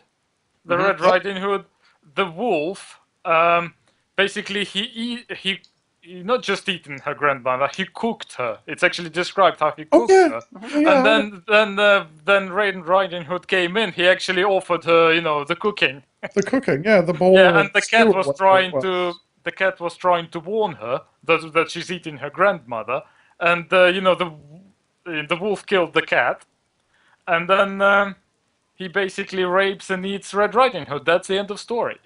Yep. And was it Hansel and Gretel? No. Oh, yeah. They of course they do get away from the witch, but before they do so, they cook and eat the witch. Yes. No, there's more to it. Basically, the reason they escaped from their parents is because their parents wanted to eat them. And because it was like really hungry time. And the house, the witch's house, it wasn't made from like cakes. It was just, like flatbreads, Yeah. And yeah, and basically when they cooked the witch, they brought her home, so their parents no longer had to eat them. Right. Mm-hmm. So I did a little wait. looking online. I can't find the harsher cards, but here's what I mean by the damage cards, right? If I hit, these are on the white line, so these would be specific per monster. If I hit the white lion with my character, one of the things that comes up is this card called the Beast's Brow, which means you've hit the monster on his brow. Mm-hmm. There is a reaction if I wound him that then says, reading it right off the card, reaction wound. So if I'm successful at wounding him, snarling, the monster swats at its attacker. Attacker suffers 1 brain damage. Perform the basic action, which is a basic attack, targeting the attacker. And then it says, but if I do a critical wound, cancel the wound reaction. The white lion's vision is impaired. The white lion gains a -1 accuracy token. That's a damage card.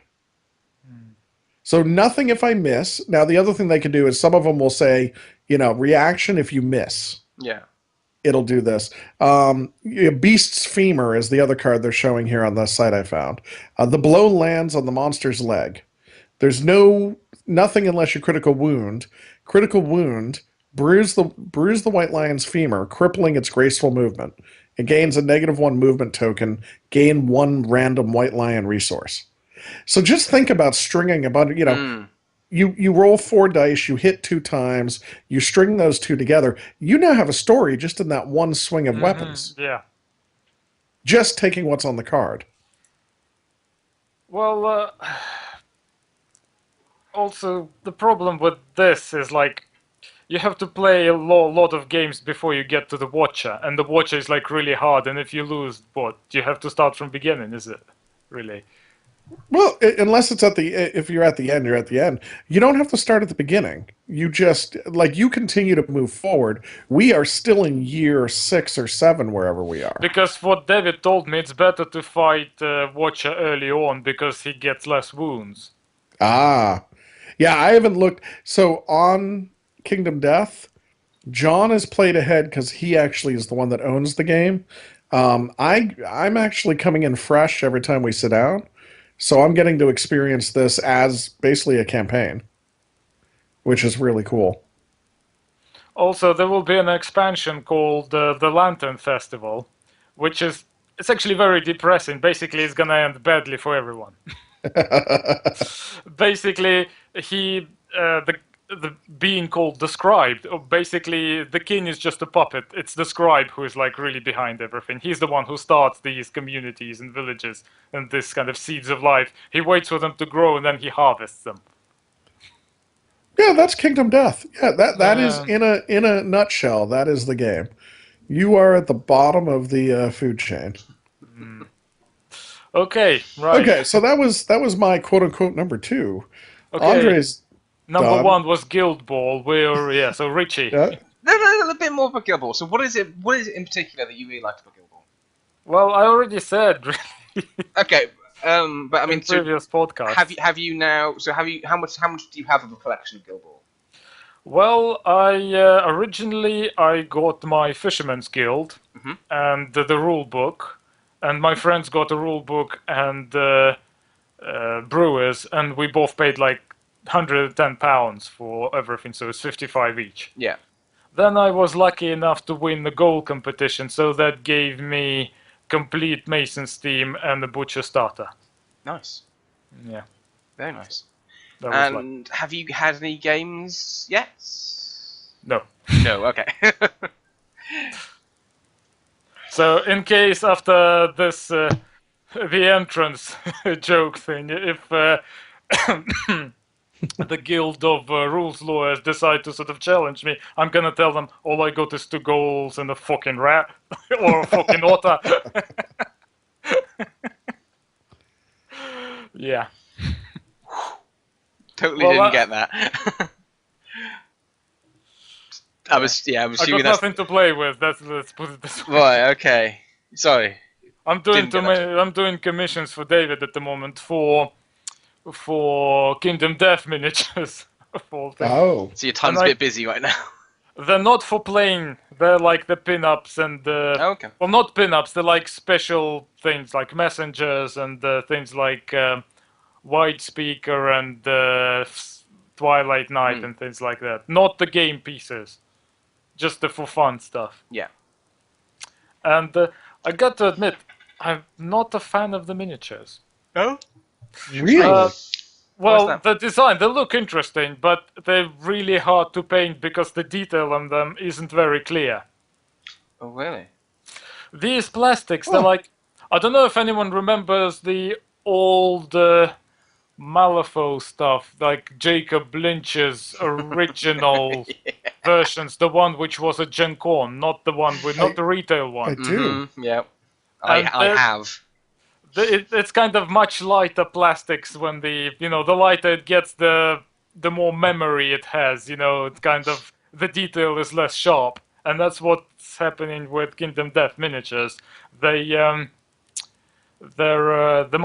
kind of light, really light plastic, and the detail on them is kind of, I thought it was resin that you got with. well, Monster. the only resin miniature I got was the Illuminated Lady, which I already painted for him. But the other miniatures, they're plastics. Okay.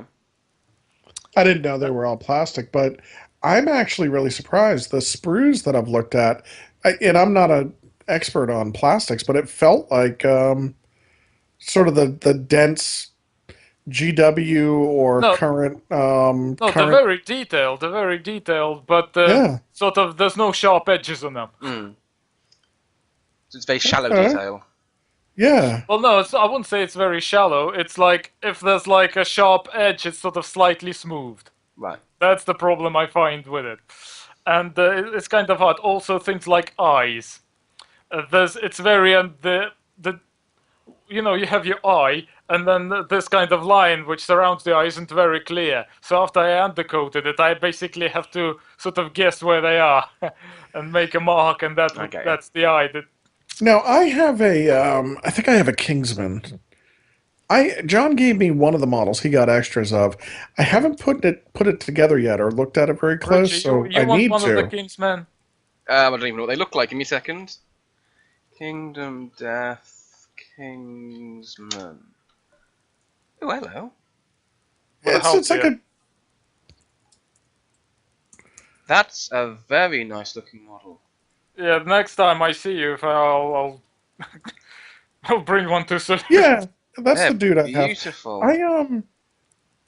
So Yeah, you can have one, Richie. Oh, thank you very much. do you, Andre? Are you finding that it's all of the models are lacking in that detail or the soft? They don't have the sharp edges, or is it the non-Kickstarter models? Well, those are Kickstarter models, and those were the miniature which I had problems so far with is called one of the Messenger, the one which looked like Link, female Link from Zelda. Okay. Messenger of something.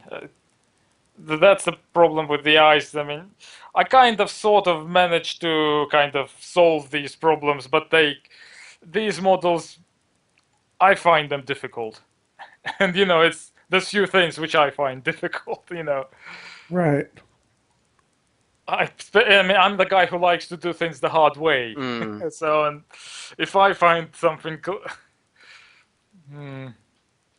if something makes me struggle, then Yeah, question it. I agree. yeah. And I mean, with Guild Ball. Oh, speaking of Guild Ball is something lot more Guild Ball is something I'm very much looking forward to in 2016. Why's that? Well, obviously there's the second Well, the second book, basically, which will have campaign, but it'll be very original campaign. They're doing something completely different than everyone else did. And they also... And is I'm that really is that introducing the Hunters Guild as well? Yeah, that's introducing Hunters Yep. Guild, which I really will probably most likely buy at Salute when they release them. And also the alternative mode of play. Have you heard about it, Bill? Yeah, I don't know what it is yet, but I know they're going to have I one. think I got an idea. Because Yeah? What do you originally think? what they said about it's going to be a skirmish game. It already is, And- isn't it? Huh? It already is a skirmish game, isn't it? Yeah, No, but it's a skirmish game. non-sports. They're talking about making. They have talked in the past about doing a full-blown skirmish game, not a sports-based game. Okay. The one where they want to actually try to kill each other. So the objective will be less. The Or objectives there might be will multiple be different. objectives, right? No goals, and you're Okay. actually playing the characters out. You do it in dirty work for the guilds. That's what you do. Right. Okay, that's interesting. Because Guild Ball is a way for guilds to sort of sort out the difference without violent way, but there is always the violent way. Well, yeah. I mean, okay. My experience so far has been very limited.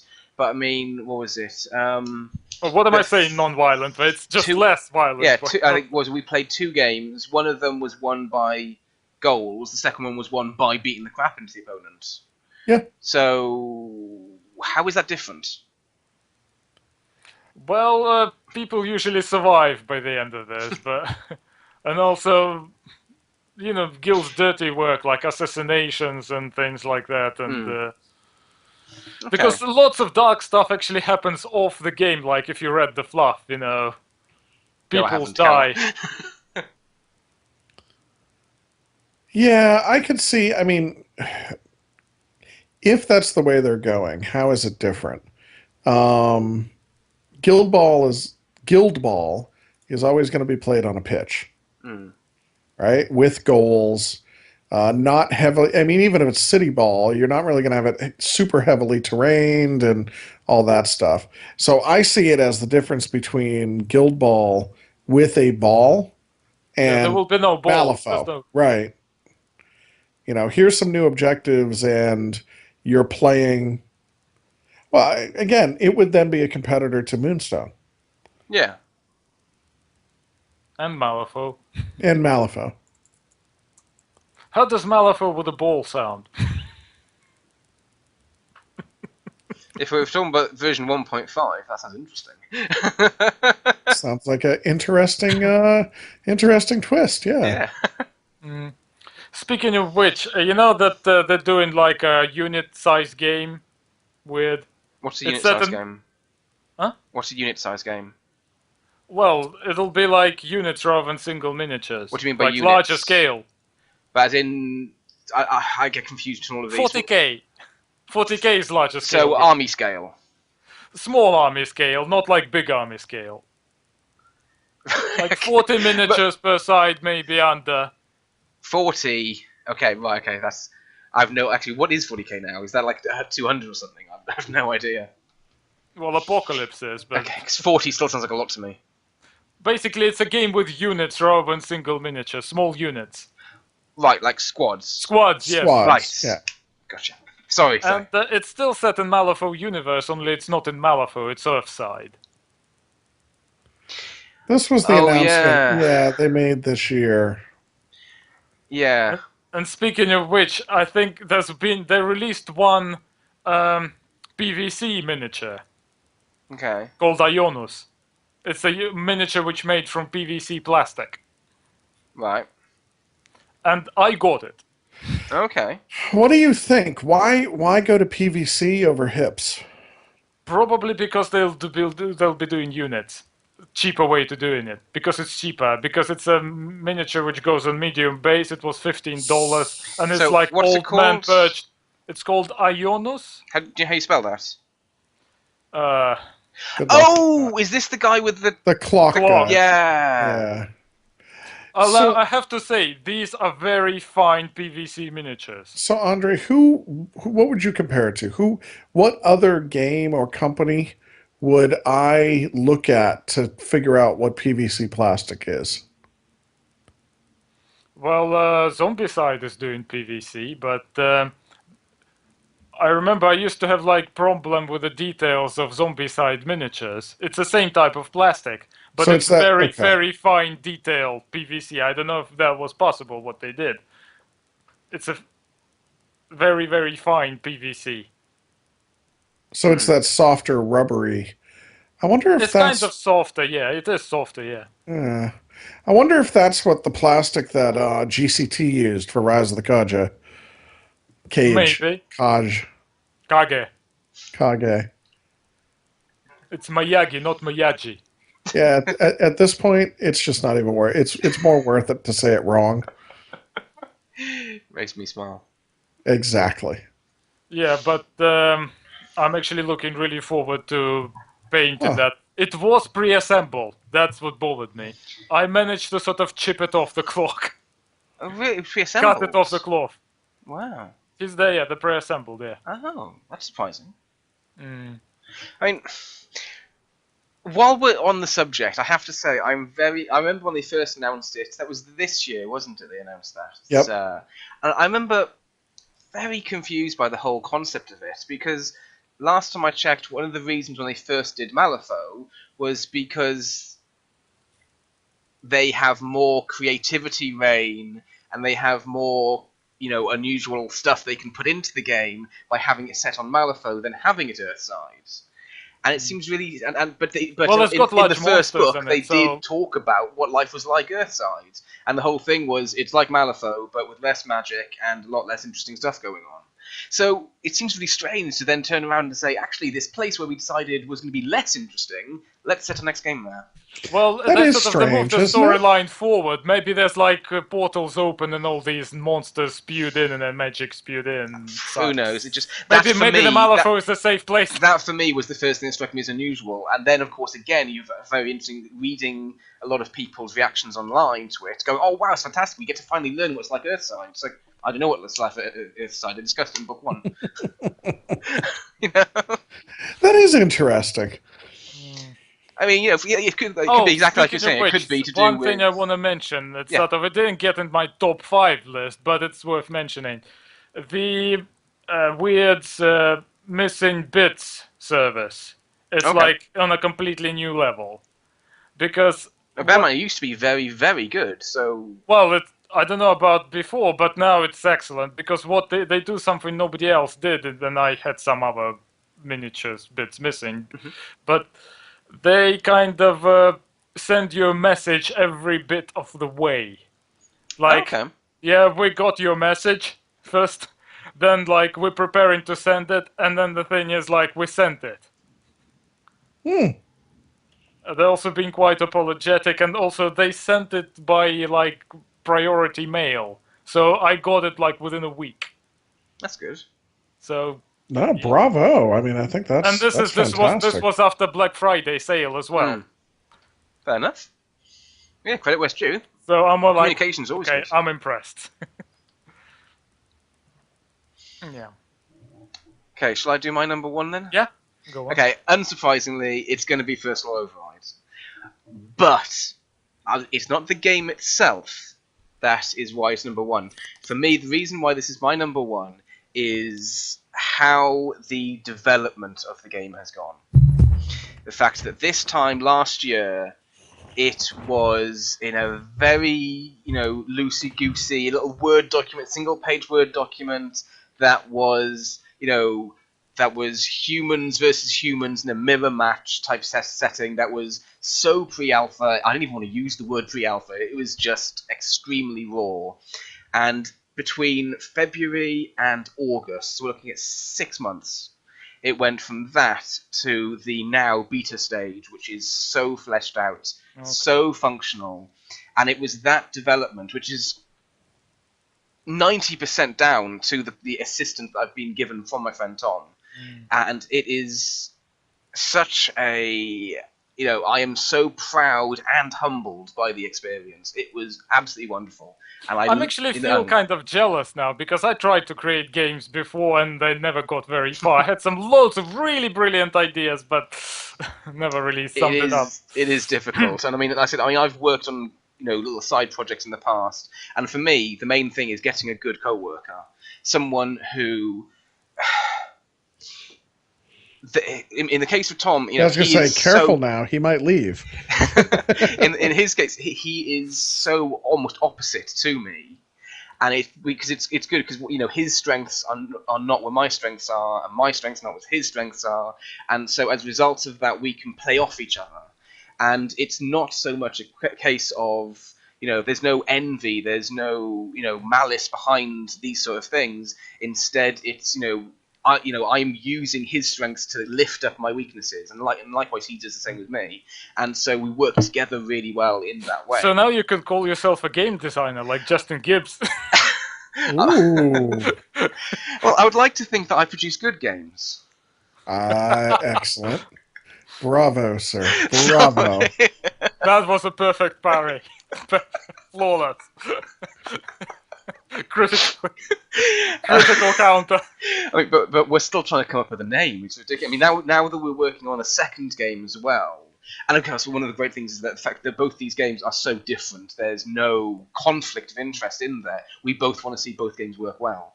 But we need to have a name. We can't just be Richi and Tom. We need to have a name. But yeah, it's just for me, it's just such an amazing experience. I've loved every minute of it, and I can't believe that we did go from such simple, core, raw workings to where it is now in just 6 months. It's Richi incredible. Studio. It's incredible. It's absolutely incredible. So that's my number one. Okay, Bill. Guild Ball, we kind of talked what do I have left? Yeah, Guild Ball. Guild Ball's my number one. Now, the one thing I have left, and again, none of these are in order. These are all just my top 5. In fact, I came up with some of these today. But you made it number 1, and it was my number 1 as well, so... Guild Ball's pretty damn high. So, this is twofold. There were 2 games that came out this year that... if one of them had gone into distribution, I think it would be a close run for the best board game of the year. And they're both board games. One I was looking forward to, one I was surprised by. And that is Blood Rage and Ethereum. So I had a friend of mine just moved back into the area after being gone for several years. Came over a couple of weekends ago, and after we played this game Commissioned, which is going to be amazing for 2016, we were hanging out, chatting, we ate some lunch, and then he's like, well, let's play another board game. Let's play a different board game. It's like, okay. And I'm looking through what to grab, and I'm trying to think of what to grab, and then I was like, you know what? I haven't had a chance in probably 4 or 5 weeks to play Ethereum. So I pull it out, and I'm trying to explain it to him. I gave my normal pitch, which really comes down to, I believe this is one of the best board games I've ever played. I sat down and played it with them. That's pretty, considering the amount of games out there. Look, this is the only game that I rate a 10 on Board Game Geek. Okay. And I had it at 9.5, which still rated as a 10, and I actually moved it to a 10. Now, I like and I get frustrated with Board Game Geek with their rating system. I get frustrated because I wonder how many people actually follow it. I actually try to follow their rating system. And what do I mean by that? So when you go on BGG and you rate a game, it gives you a drop down. And let me actually read. So, it gives you this little drop down. You can pick a number 1 to 10, no big deal. But then it says, here's our list of recommended ratings. So for as an example, on their examples, number 1, defies description of a game. You won't catch me dead playing this. Clearly broken. That's what they assume would be appropriate if you give a game a 1. Right? Number 2, extremely annoying game. Won't play this ever again. and then you finally get to a 3, which is bad, right? So then when I look at the other side, now I have a lot of 6s, 7s, and 8s in my game collection. 6 is okay game, some fun or challenging at least, will play sporadically if in the right mood. I think that's a good description. 7 is good game, usually willing to play. Okay. 8, very good game. I like to play. I probably will suggest it and will never turn down a game. Thing is, that's a bit relative, isn't it? Well, but actually that because it's relative, that's what I like, right? I'll never turn down a game. I'll usually suggest it. Like that's strong language that you could do. 9, which is where I was I was at 9.5 with Ethereum originally. I've moved it to a 10. Excellent game. I always want to play it.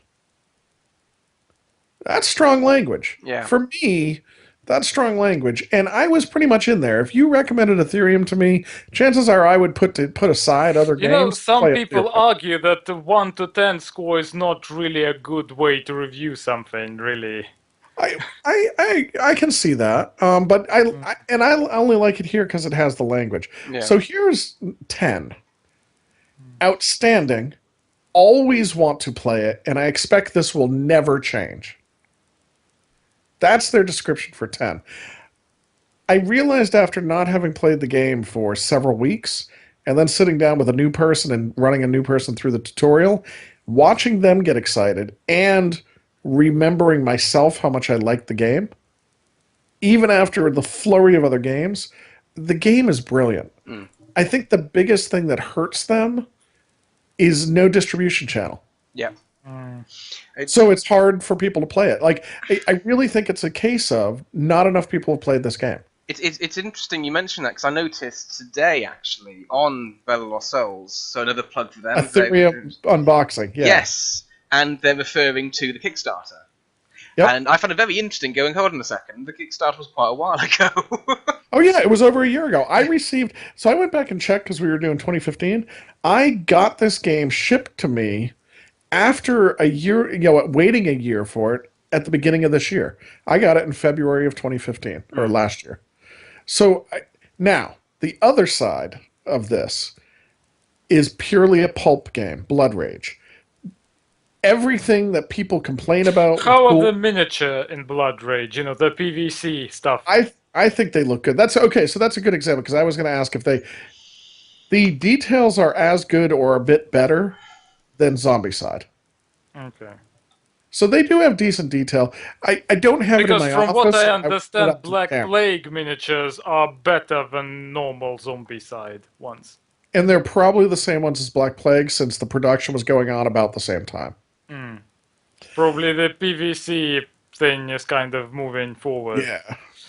I will say this, Blood Rage, I will be shocked if Blood Rage is not on multiple top 5 lists, if it's not in multiple best board game of the year. My friend wanted to get it in Leisure Games, but they sold out. I can see that. Yeah. I just got a text in. Okay, so let's talk Blood Rage, and then we'll go back a little bit, because I actually got a question in. That's why I grabbed my phone a little bit ago from people on video about First Law Override. Oh, wow, okay. So, we're live. Live, yes, a live question coming in through the texts. Wow. But yeah, so Blood Rage, it's simple, it's fun, it has levels of complexity that are deep enough to keep people engaged. And anybody you guys talking to me, anybody who's gamed with me knows that a game that's too simple and straightforward, I will get bored with very quickly. Yeah. There's strategy involved. The strategy changes, and it's quick to play. Like, it really does hit on all cylinders. Absolutely shocking, because I wasn't expecting that, especially not as a Cool Mini or Not Kickstarter game. So, and it's just fun because, come on, Vikings and monsters. Yeah. So. Yeah, I can see that. Well, I like those monsters more than Kingdom Death monsters because they're a bit. Like Yeah, I have Phoenix. I'm gonna probably sell it at some point. So, okay. So, have you guys played Blood Rage at all? Nope. Yeah, I know, Richie, you looked at Ethereum, but Yes. I knew you guys hadn't had a chance to play. So you recommend Blood Rage then? Highly. Yep, absolutely. I think the $100 you spend on the box.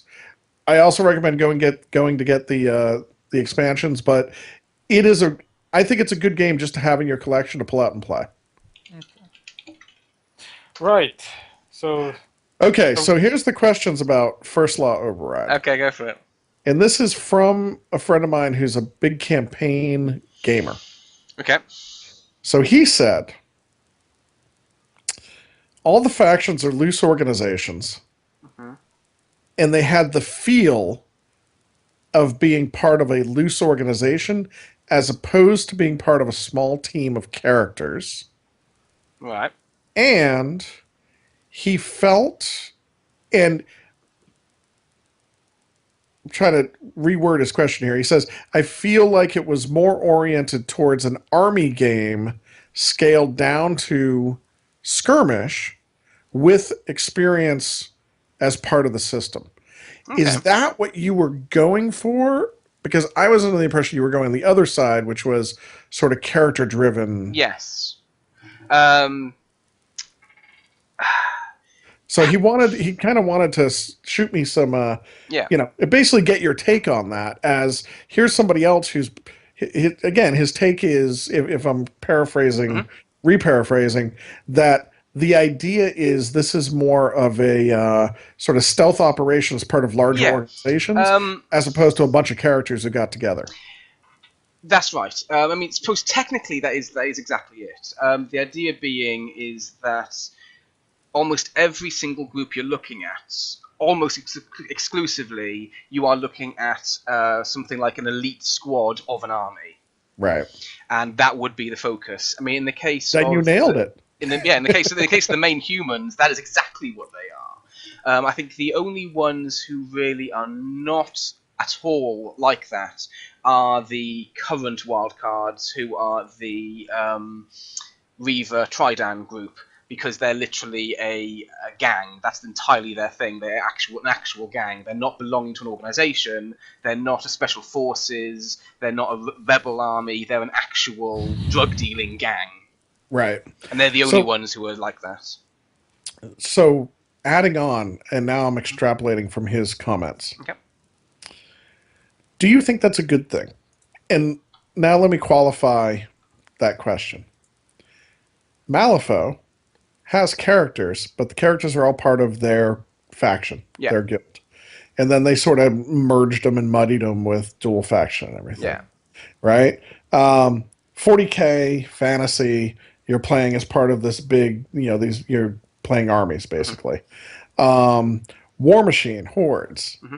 And whatever scaled down version of those, again, you're playing as part of your army and your race. Yeah. And then kind of scaling down from there. Even Guild Ball is all characters that are part of some team. Yeah.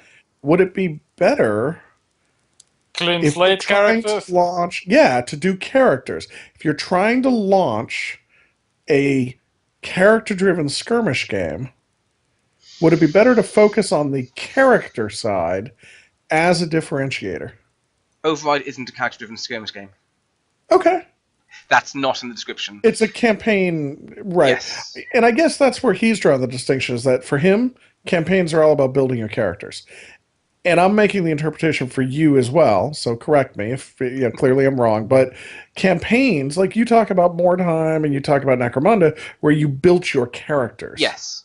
And it is that, but So the thing is that if you look that tell their story. if you look at the definition of character-driven is something like Malifaux, where you've got a stat card, the person has a preset name.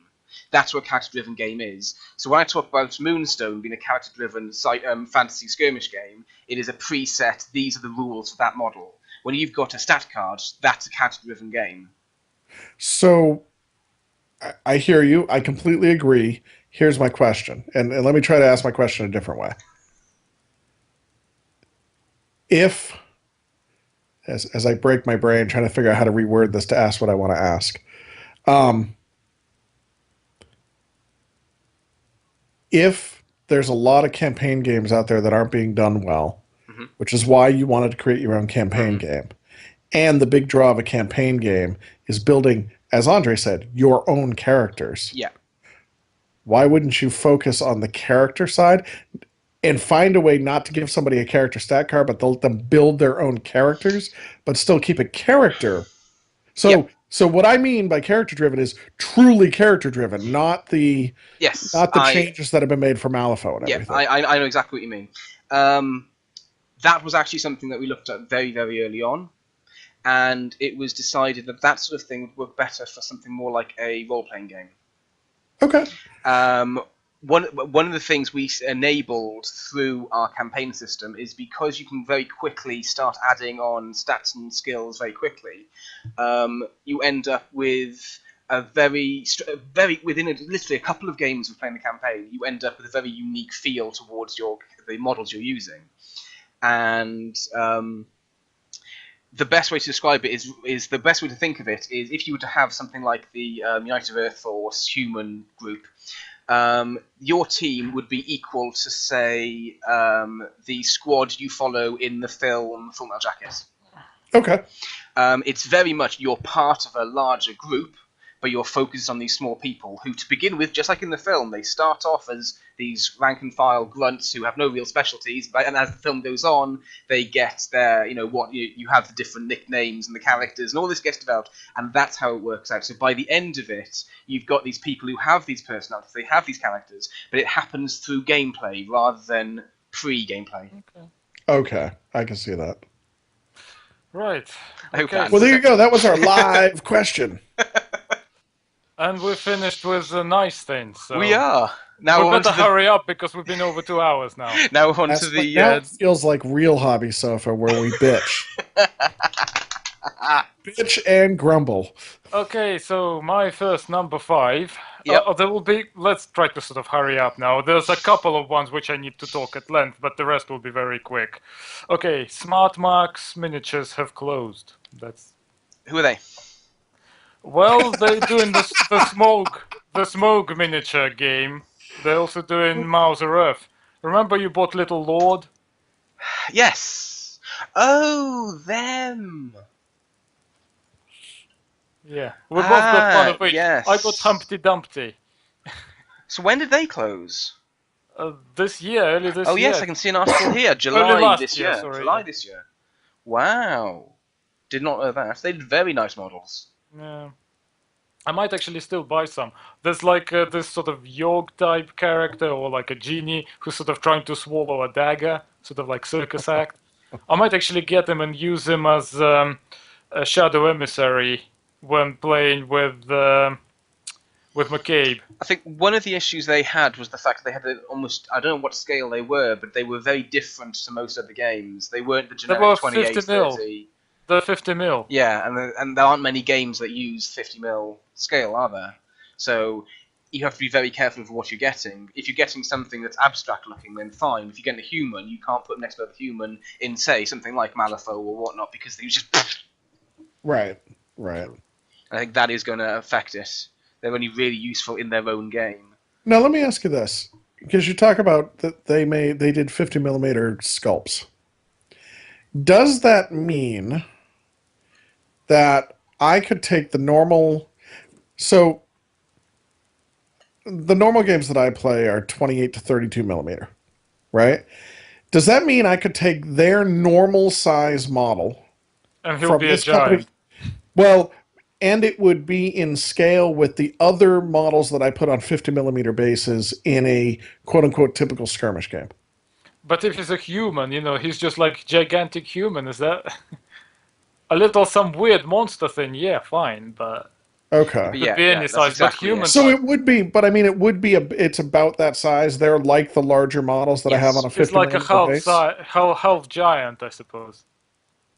Okay. I've got one of their models. It's called the Little Lord. He's this tentacle baby sitting in a pram.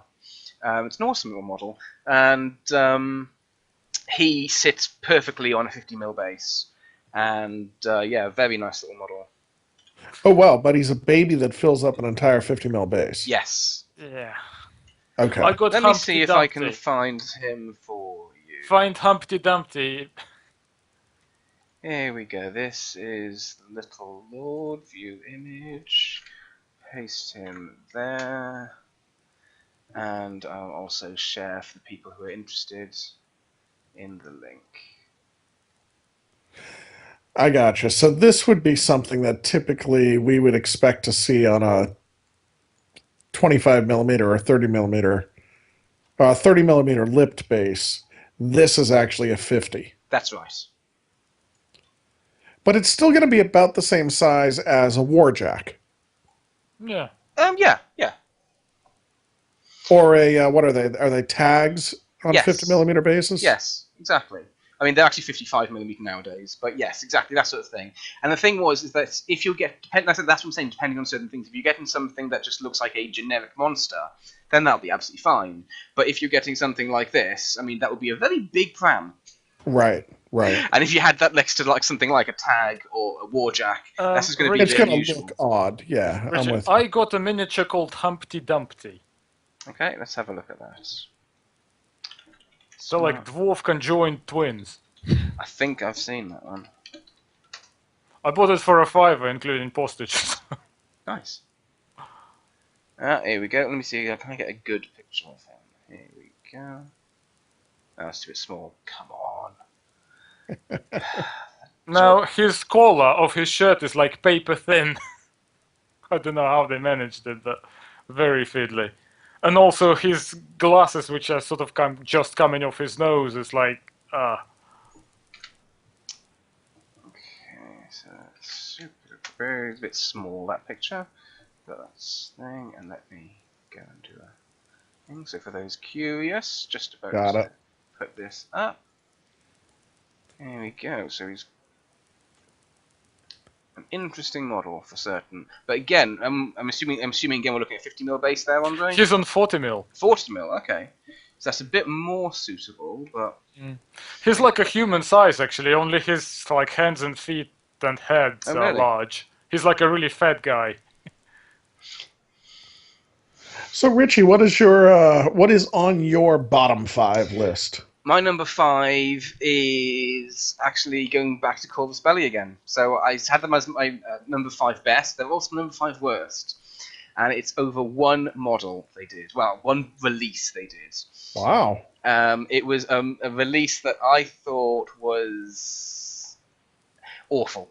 It was the release is called I think it's Scylla and Drakios. I think it's called. Now, before we start, just to prove a point, before they actually released this, they put out this concept art for the female member of this team, which I'll just post a link for the picture there. And again, I'll just do a share it for the people who are watching along at home. And it's this, nice. it's this, rather, sexy-looking librarian-style cyborg, and it should make a nice model.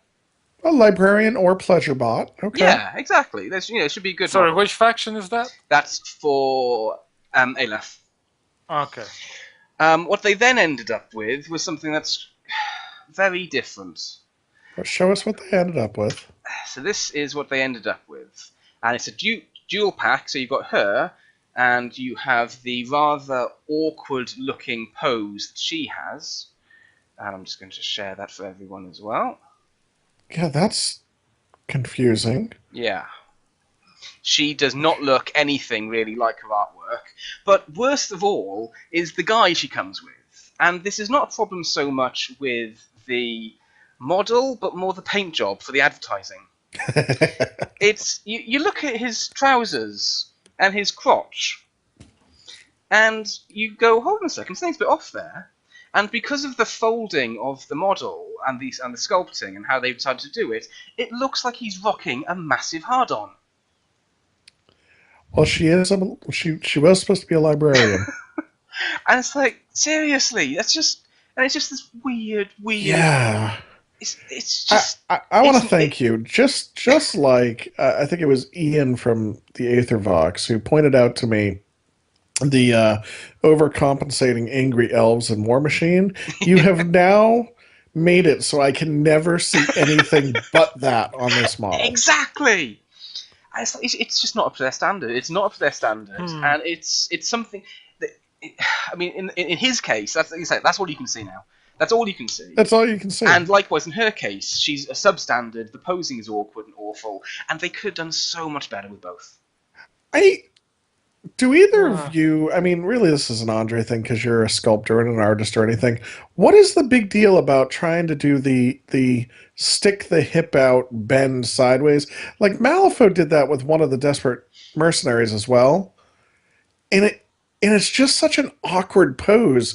But I see it over and over and over in miniature game companies. Maybe I know it was used in comics, kind of. The stand in a way which is not physically possible with female characters. I don't know. It's such a weird pose. I don't know. That's what that reminds me of, Richie. It reminds me of that female Desperate Mercenary. Yeah. And I just keep looking at her going, I don't understand what she's trying to do. No. Maybe there's like explosion behind them. Like to go, ah! And she's trying to stick her ass into it or something. I mean, or her ass and the back of her head, because they're both kind of stuck out in the same direction. But it's not like she's trying to stick her chest out. Maybe that's exactly it. She's like she's on like a submarine and she's trying to plug holes or something. Oh, yeah. That could be it. And she's like, gotta get those. There we go. That stopped that leak. Well, it's a Dutch submarine, right? Because it's never mind. So that she's trying to plug holes in the dike. Yes. Yeah. Didn't mean dike that way either, but that makes it more fun. But yeah, it's just a bad We thing. should put trigger warnings on this. And the only reason it's in my worst 5 is because compared to other companies out there, these sculpt and paint jobs are not bad compared to a lot of others out there. But in my opinion, after considering how I had them as in my best as well, it's like I have to feature it because it's just bad. No. Okay, Bill, you're first. So I think if I look at my, all of these were highly disappointing. Once again, they're not in order. But if I try to let's start again with a pseudo gaming, non-gaming one. And this is actually the easiest one for me to put in. I have to go with my work. My work this year had such an impact on both podcasting and my gaming, everything from interrupting going to conventions to screwing with my pay. So I was making less money than I was expecting, so I wasn't able to buy as much stuff. I mean, just across the board, easily one of the biggest negative impacts I had, which hopefully has been mostly resolved. And I figured out how to work through going into this year. But yeah, that was really... I had to go with that non-work, human side, or that non-gaming human side. Yeah, so that's my 5th. Work sucks. Yeah, gets in the way of gaming, isn't it? That's unacceptable. What? I used to love my job, and I never would have said work sucks. It paid me enough money to fund all my gaming habits. It really didn't get in the way. I understood the importance of what I was doing. It was worthwhile when I had to take a break out. Now, yeah, I shouldn't. I feel like I'm working retail. Ooh. Okay. Oh dear. Well, I used to do that. I hated retail. Okay, right. My number 4 is... I was like split whether to do it number 4 or number 1. Oh wow, okay. But then I thought it doesn't really particularly concerns me. That's why I made it number 4. Well, that's fair. Age of Sigma. Okay. You know what's funny? I'm sorry for you, Andre, because the fact that it made your list, it didn't even make my list of disappointments because I really couldn't care. Well, the reason it's 4 and not 1 is because, like, I was kind of over Games Workshop at this point, but it's so huge, I had to put it in. And I have to say, to me, I actually, all this rage which happened on the internet, I watched it with a rather lot of amusement, to be honest. Out of curiosity, is it the creation of Age of Sigmar or the discontinuation of Warhammer? To be honest, I think it's discontinuation of Warhammer more because the thing is, these game is so different in style and in gameplay and in visual setting style that it could have just been another third game. Well, which I mean, that I remember at the time, a lot of people thought exactly what it was going to be. They thought it was going to be, It's something that bridges 40k and fantasy. exactly. Really. They were going to do Warhammer 9th, or whatever the hell it was, and they were going to do Sigma as a different and easy Something in access between. version. Yeah. Well, that's the reason why Mantic Kings of War is doing so well. They're like selling like hotcakes. Fantastic PR campaign, what they did. So good. You're talking about GW's PR campaign for Mantic? GW's PR, exactly. yeah. But the fact that Mantic cast in on that, they were, they straight away, are you missing your game? Come play ours. Oh yeah, oh yeah. To be honest, I find Kings of War somewhat mediocre. To be honest. But it's the only big unit battle war game, the only one out there right now. See, I actually can't be over upset because Age of Sigmar has actually spawned what I think is a topic worthwhile to discuss, tied together with a couple other ideas, which goes into the nostalgia, but also goes into the my Guild Ball Tonight co-host, and he hasn't talked about this in Guild Ball Tonight, but he talked about it on another podcast he hosts. He has this theory that he calls the sunk cost fallacy.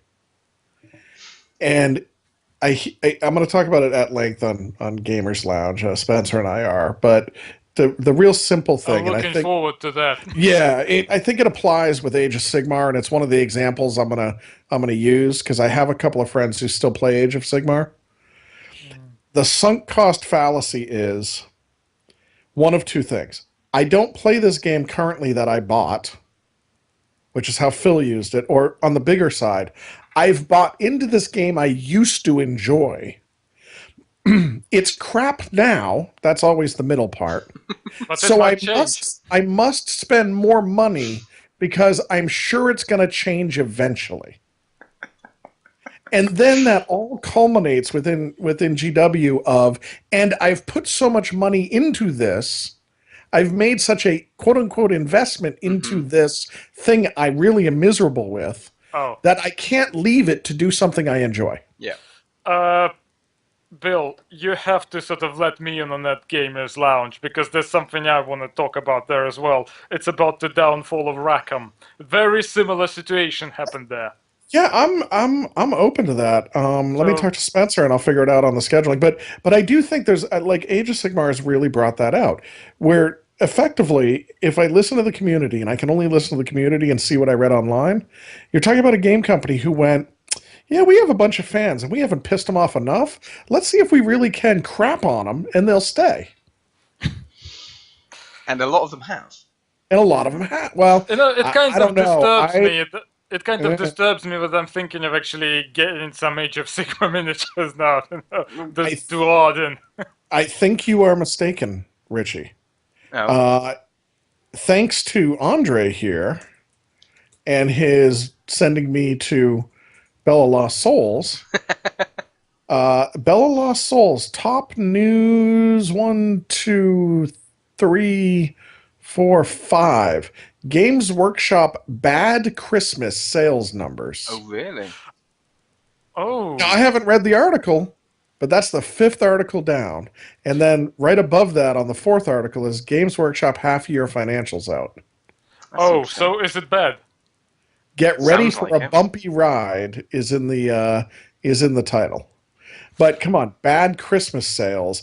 I would hazard to say that does not bode well for...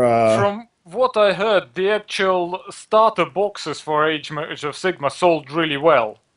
But once you get like 5 Sigmarines for £30, that didn't go well with a lot of people. So I'm going to read just the first line of this headline. January 8th, 2016, from The Guardian. That's one of y'all's, and I am going to say it that way. That's one of y'all's. Games Workshop, which makes and sells fantasy model games such as Warhammer, The Hobbit, and Lord of the Rings, has had a bad Christmas and predicted lower annual profits. They are Interesting. unlikely to exceed 16 million pounds. But there's got to be more context to that. Yeah. You know, Games Workshop recently done something they never done before, and that is they actually made a bundle which actually saves you money. Oh yes, yes, I've heard about these. Okay, they've done that before. It's just been so long that people don't remember. And I'm going to tell you how I know that. I have a I remember it. bundle. I remember. I've been in it long enough. Yep, I have a bundle of high elves in my closet, the infamous high elves, still infamous and not built, that saved me money. Are you gonna put them on round bases? I don't know what I'm going to put them on. I mean, I don't know. I'm almost at the point. I sold off some of my. That should have been my top 5. I sold off some of my Malifaux finally. Never thought it would happen. You should have sold your elves before I, Age of Sigmar. yeah, I know. You're telling me. My wife and I were very disappointed. She has Bretonians. Talk about an army that's never going to sell now. Ow. Well, she can keep the horses. Ah, dear. Okay, Richie. What's your next gripe? My number 4 is interesting. It's something that's been a gripe of mine now since the summer. However, it has become even more relevant since the announcement of the revitalization of specialist games, and it is the experience of realizing just how rose-tinted our glasses are. You Because guys are awesome. Love you guys. What? You're just feeding this idea I've had. in my case, it all started when Tom and I were working on First Law, and so obviously one of the things we research material and this sort of stuff. And one of the taglines that we've been unofficially using, and I'm sure Bill, you remember this, is that First Law Override, it's like Necromunda, but not shit. Yes. So as a result, we're like, let's actually go back and actually look at Necromunda. Not what the fans have done, not what you remember it as. Look at the actual game, the actual rules.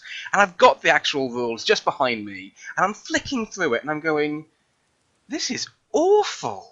It's written it makes half of it you have to reread it 3 times because it's not intuitive, and it's awful. And then you see the pictures of what the models look like from the 90s, and it's So I just want to point out, Richie. Oh, good old days.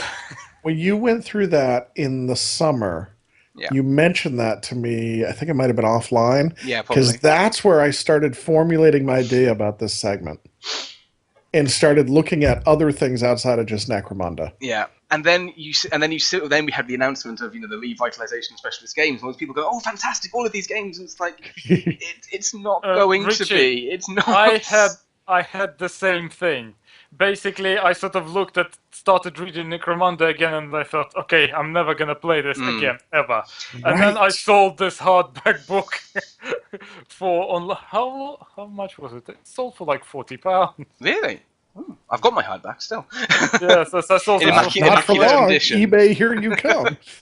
And part of it as well is that I remember some of my fondest memories are not from Necromunda or Mordheim, but they're from the game Gorkamorka. And part of me is thinking, if this is what Necromunda was like, I really don't want to revisit Gorkamorka because it will destroy my memories. I'll go back and go, actually, this was a shit game. This was a terrible game. But the thing that made it good, as was mentioned in Gamers Lounge recently, was that it was the only really thing available at the time, and that was what we had, and so we made the most of it, and we enjoyed it, and we created house rules and all this different stuff going on. Somehow I feel that GW, they might tweak it somewhat, but they're not gonna make any major changes. No, I don't think they're so. They're not gonna modernize the game. Here's the thing, and this is how I explained the idea to my wife recently. My wife drives a 14-year-old Volkswagen. She loves her Volkswagen. She's got a little Volkswagen Jetta. She loves it. It's 14 years old. Even though she loves that, and it was a great car at the time, if she goes out and buys a 2016 Jetta, buys the same car, it will be infinitely better because of all the things that car manufacturers have learned in 14 years. Yep. So that doesn't make her car when she bought it shit, But if you bought that car today, it's a piece of shit.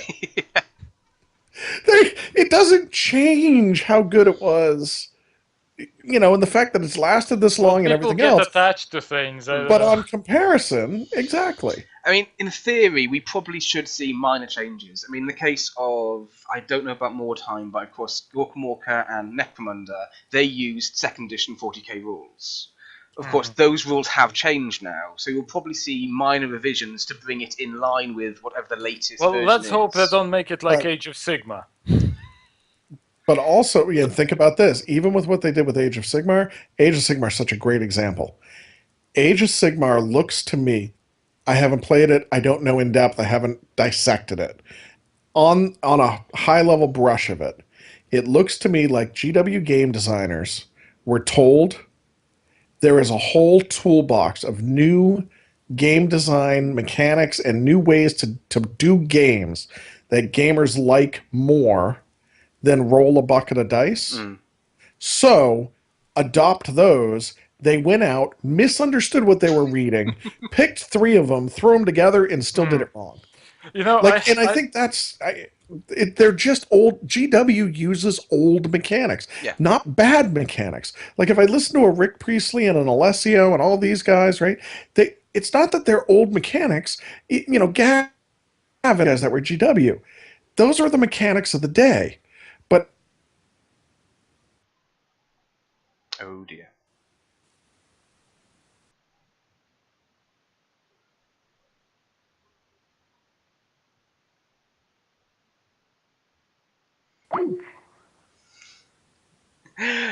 For those curious, this is a problem with me. I've just temporarily lost my internet. I'm trying to get it back. Sorry about this. So that's why it's all gone quiet all of a sudden. Hopefully this is going to carry on recording.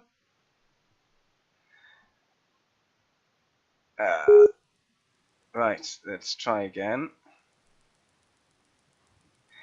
Hello, sorry about that, Andre. I appear to have lost. There we go, I'm back again. Sorry about that, I appear to have lost internet access for a second and it just kicked the whole thing off. I can't still Bill. I can't see No, Bill. he's connecting now. Okay. Sorry about that. But it's all still recording, so it's all good. There's some technical difficulties. Yes. Okay, let me. Oh, what's going on with Bill? Let's knock him off. Call dropped. And call him back again. Go on. It says busy. Don't say busy. Call. Come on.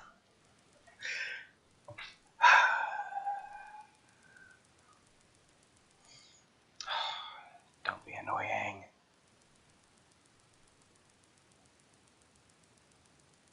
What's going on here? Okay. Maybe he's trying to call us. Shouldn't be. No answer. Oh, that's interesting. I appear to be. Come on. Andre, can you do me a favour? Mhm. Can you have a look, see, is he online? number one worst there thing in we go. 2016, Skype. Apparently so. I Right. can't see you, Bill. No, I can't see you either, but I got this hold very on. snazzy picture. Yeah? Okay, now we just need Bill. There we go.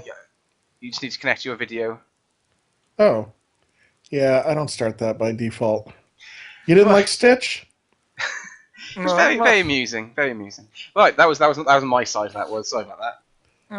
My Wi-Fi suddenly About cut out. Age of Sigma game design. Yes. The thing is, it seems to me like this game, normally someone creates a game and then someone tries to market it. What they did is like marketing people try to design a game based on their marketing thing. Yeah, I can't argue with that either. It's That like, also is create true. a game which is basically no mechanics, just, get people to buy the models and then just play around with them. Well, in all fairness, that they do say that they are not a games company; they're a models company. So that is actually what their marketing should be if it is about selling models. if that's how they want to advertise themselves. It's like being able to use everything you got. That's so marketing, buy more If stuff. they're really, here's the thing: if they're really a models company and not a games company, then they wouldn't give a crap about providing models to other people's games. No. And they would also not be so legalistic about things like the names of their models. So, I mean, come on. You can only tell somebody lies Space before Marine. somebody calls you out on it. Exactly. Good old Spot. This is why they have to change names of everything now. It's Yep. So, okay. So my next thing, again, you know what? I was all over the place on all of this, but I had less direct gaming stuff. One of my other big disappointments, and I looked at bottom 5 as sort of big disappointments. So it's number 3 now? Number four. Number 4. Okay, My so- number 4 of big disappointment. Well, in my group of 5, I was very frustrated with myself and just in general not getting my normal load of Gamers Lounge podcasting out. I realized I had Guild Ball Tonight, and I had HobbySofa. I had some good interviews this year, which I'm very thankful for. But this year, I put out less episodes of Gamers Lounge than I have since the show started. Really? More Yeah. so than the year before, and of course, Yes. I mean, that's very interesting. Yeah. So it was a real point of frustration, and then very, very amusing, of course, when I'm all happy. I have a new co-host coming on. We're getting a schedule nailed down, and I meet with a good friend of mine who's in publishing, and he was like, "Oh, I just figured you were slacking for the last 2 months." It's like, well, on the good side, you just thought I was slacking. On the bad side, what? So this hiatus is the bad thing. So. Well, I haven't painted anything for myself in a long while, and I kind of been having to force myself to paint recently, which is not a good thing. Yeah. That's tough. Now, is it painters? Are you like blocked, or you just have to get back in the habit? Both. Okay. Right. Okay, number 3s. Mm-hmm. My number 3 is, well, it's kind of hybrid thing. It's Batman Arkham Knight. It's really? a video game, but it affects the game which I haven't bought into yet, but which I like, and that's Batman Miniatures game by Night Models. And because they're basing some stuff off the video game. well, originally they based stuff off Arkham City. Yeah. But then they started adding other things, like the movie versions. They started adding, like, obviously, the Arkham Origins stuff. They started adding other things, and now, obviously, Arkham Knight, there's miniatures from that. Oh, Like, wow. You have this really rubbish-looking scarecrow who is actually surrounded by these paramilitary guys, which just doesn't make sense. They have this really crappy looking Arkham Knight, which I hate. Have you played the game, the video game? No, my friend has it. I saw him play, and The militia make a little bit of sense for the Scarecrow. They make a little bit of sense. They would make more sense for the Arkham Knight, but they make a instead little of bit of Arkham sense. Knight, they should have just kept Jason the Todd's Red Hood. That's been so much better. Shh! No spoilers. What? Everyone knows about it already. Do they? Okay. And I didn't, because for me it didn't make any sense, because I'm familiar with my wife's a big Batman fan, and I'm so familiar with the original so it's just story. your wife and daughter. You're not really into Batman. I kind of am, just not as much as my wife is. And so when I was playing the game, I was thinking to myself, this, I've got the Jason Todd theme going on. So I go and speak to the wife and go, what's the story of Jason Todd? And she tells me about what happens to him and all of that. And it's like, oh, so he's dead, and he's dead to the extent that they actually had his dead body, and they took him to the Lazarus pit and reanimated him. He was dead. Yeah. Oh, okay, well, it can't be him then, can it? Okay, did you or your wife watched Batman Under the Red Hood? I'm pretty sure she has. She has. I'm pretty sure she has. She's seen most of the films. Because they're on Amazon. It's an animated film. Yeah. There's tons of them on Amazon Prime. Yeah, and Batman Under the Red Hood is probably the best one. It's like I just sort of wanted to like watch the beginning of it, and then I sat through the whole movie and unable to turn it off. That's how good it is. Wow. That is good. And she would probably like it. She most likely watch it, but if she didn't, it's got Nightwing in it. She loves Nightwing. Yeah, and I like Nightwing. He's a good character. mm, It's better than bloody Robin. I mean, no, he was Robin, but you know what I mean. and yeah, and now you have this Edward Nigma in a robot suit with a force field. I don't know why they done it in a game, and also I prefer them in Arkham Knight where he had these. This was almost like Saw. You know, these trap rooms in Arkham City. Sorry, Oh yeah, Arkham yeah, yeah, City. yeah. And now you have these races, which is what the hell. And also, is Edward Nigma richer than Bruce Wayne? Because it seems so. I'm building these sets. Imagine how much the. But the biggest thing is, so I've played the Arkham Knight video game, and I got to the point where the idea is that in order to fully complete the game and unlock all of the videos and stuff, you need to then defeat all of these villains. And in order to defeat the Riddler, you have to go and solve all of his riddles he's left around the city. And before then, he reveals himself in this big robot suit that apparently, and he's got this big force field, and it's basically magnetically locked to the floor. He is trapped in this suit, and he says the only way I can come out of this suit is if you solve all my puzzles. So I said, fine, I'm not going to solve your puzzles, and you're going to be stuck in there for the rest of eternity. Yeah, we'll leave you in there. You're already in jail. Problem solved. Why do you? No, I'm not going. I'm just going to leave you there. Thank you very much for solving my problem for me. Yeah. And actually, I read Sarah's blog where she sort of rates these Batman games, and I pretty much agree with everything because the third game, Arkham Origins, got a lot of like. It got a lot of bad beating press. from. But it is really good, actually. It's my favourite. It is definitely my favourite of them. I'm surprised what she didn't mention in her review is the detective sections, because that is so Batman. The way detective mode works, how you can sort of reassemble the crime taking place, that was so amazing. I don't know if she mentioned it, but I do know that that's one of the things that she likes, the fact that Origins really expanded on that compared to the previous games, and it really made it a lot more almost noir style. The first game was kind of more focused, and what I really liked in that was the Scarecrow sections. Yeah. They sort of tried to copy it with Ra's al Ghul levels in Arkham City and Wonderland in Arkham Origins, but I don't think it was quite the same. The original were great. Yeah. But I mean, bosses were great in old games, like Mr. Freeze was great. Firefly was like Metal Gear Solid boss. And so why then is Night Miniatures doing a mini-series based on the latest game? Why is that a bad thing? Why is that in your worst? No, it's just because it was. I think the game had some bad design choices, and all those things sort of moved into the miniature game. Like I don't want to fight Riddler in a robot suit. They actually made the miniature. Yeah. That's fair enough. That's fair. And also, it seems to me they were spent so much money and effort on the Batmobile mechanics. There wasn't money or time left for anything else, like good bosses and proper quests and stuff. Side missions were like. Yeah, I'd agree with that 100%. And yeah, it took a game that was it was about action and combat investigation and made it racing.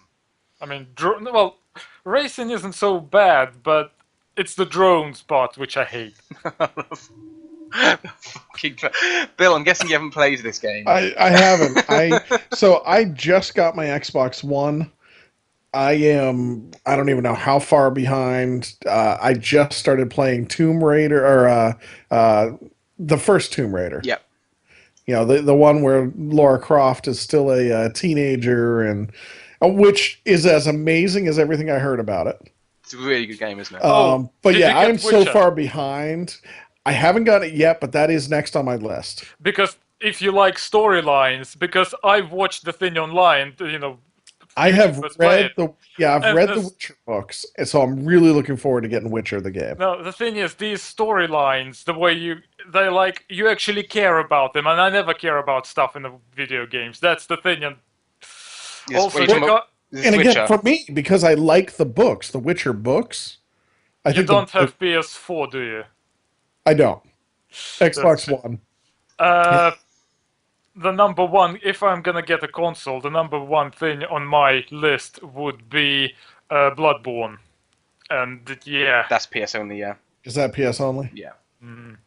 I chose my Xbox One because both it and the PS4 are DVD players, and my Blu-ray player just my PS3, the Blu-ray player side, the disc reading side just died. I actually think the video may have gone out. Mm. So that finally spurred me, since I didn't have a standalone Blu-ray player, and we still watch a lot of movies on disc. That spurred me to buy a console. And as I went through everything, I don't play enough video games Hmm. on the console to really be passionate one way or the other. Like, I'm not a Halo guy or a Bloodborne guy or a whatever. And when I did my little informal poll of other friends, most of the people locally have Xboxes. So what it came down Okay. to is I can sync up with all the people locally who play, Yeah. Okay. which is funny because I still don't want them to know when I'm online. So, You should but have gone we'll get PS4 to way that. then. Yeah. Right. So number three, Richie. Well, beforehand, just want to say, 'cause I'm Oh. currently doing my Game of the Year top 5, or top 6 technically, on my blog at the moment, and I've already revealed 2 of my. This is of course for PC only though, so I can't feature things like Bloodborne and that sort of stuff. I've already featured, what was it? My number 5 choice, my first runner-up was Mad Max, which is a great game. Is it? If you like the films, especially I love Mad I Max. think you'll enjoy this one. It's Mhm. very good, very enjoyable.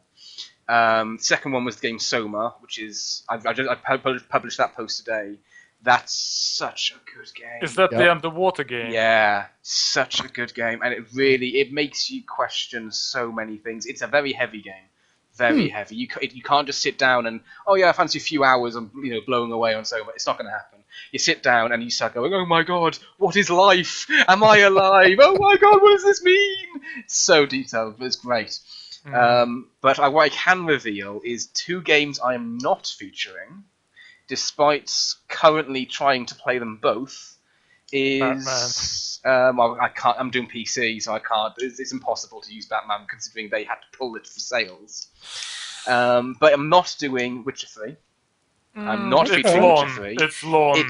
It doesn't interest me. I've played it. I've played it for about 4 or 5 hours, and it does not capture me at all. It doesn't interest me at all. So what don't you like? Because all the reviews I've heard, all the people I've talked to, I haven't read reviews. The people I've talked to all love it. Yeah. There's nothing about it that grabs me. It's as simple as that. I've played about 5 hours into it. The missions I find very formulaic, and the storylines, just there's something about it just isn't pulling me in.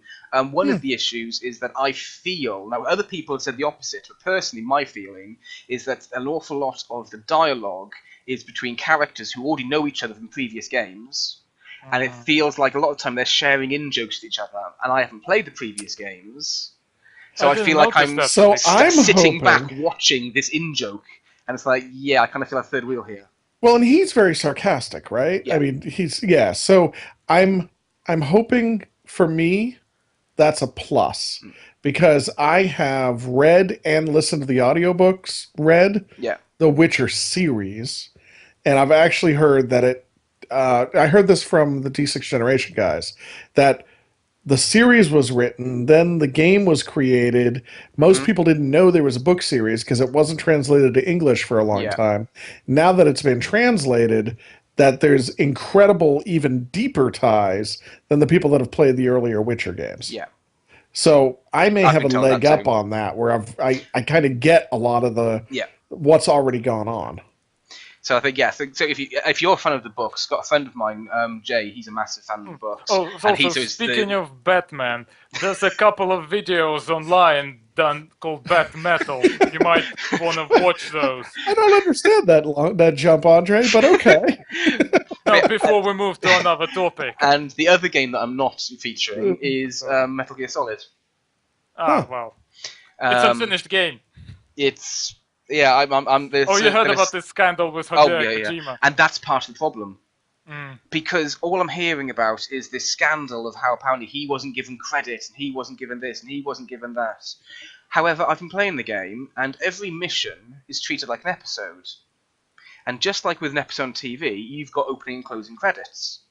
And plastered across the entire thing, every time I do a mission, directed and created by Hideo Kojima. At the end of it, so-and-so by Kojima Productions, all the bloody time. And it's like, seriously, you are such an egotistical wanker. Just take a step back for a second. And it's just so frustrating. They kind of did the same thing in Alan Wake, because it was like episodic. Yes, but it wasn't.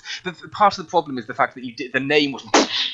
And it is a case as well. All the other, you'll have the voice characters and all this, and they'll have little names appearing, and then his name appears, boom, big letters, and it's like. What did he want for credit then? What credit did he not get? Apparently, because his name wasn't on the front of the box.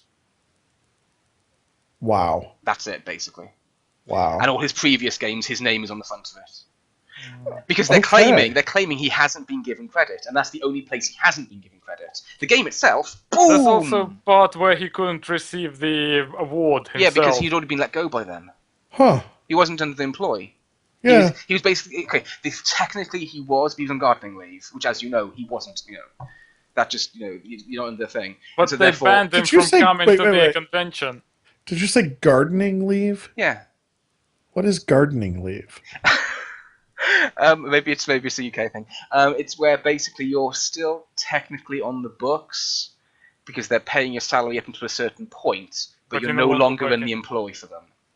It's basically a case of saying we want you out, but we're gonna pay you for a couple of months. We're gonna pay you for a month or two. Now understand, it was only. I mean, I'm 42 years old, and it was probably 4 or 5 years ago where I finally learned that your garden is the same thing as my backyard.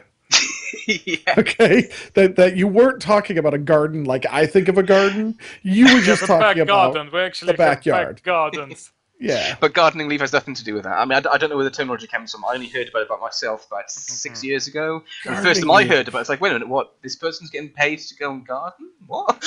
Wow, but no, basically, it means that they're receiving a salary for a limited amount of time, but they're just not allowed into the office. I wonder how much that has to do with the labor. I know this is off into politics, but because so much work in the U.S. is work at will, you get terminated, and even if we give you a severance, you're out. You're out today. And here's some money because we don't want you to come back legally against us, but really, take that money, go, you're out.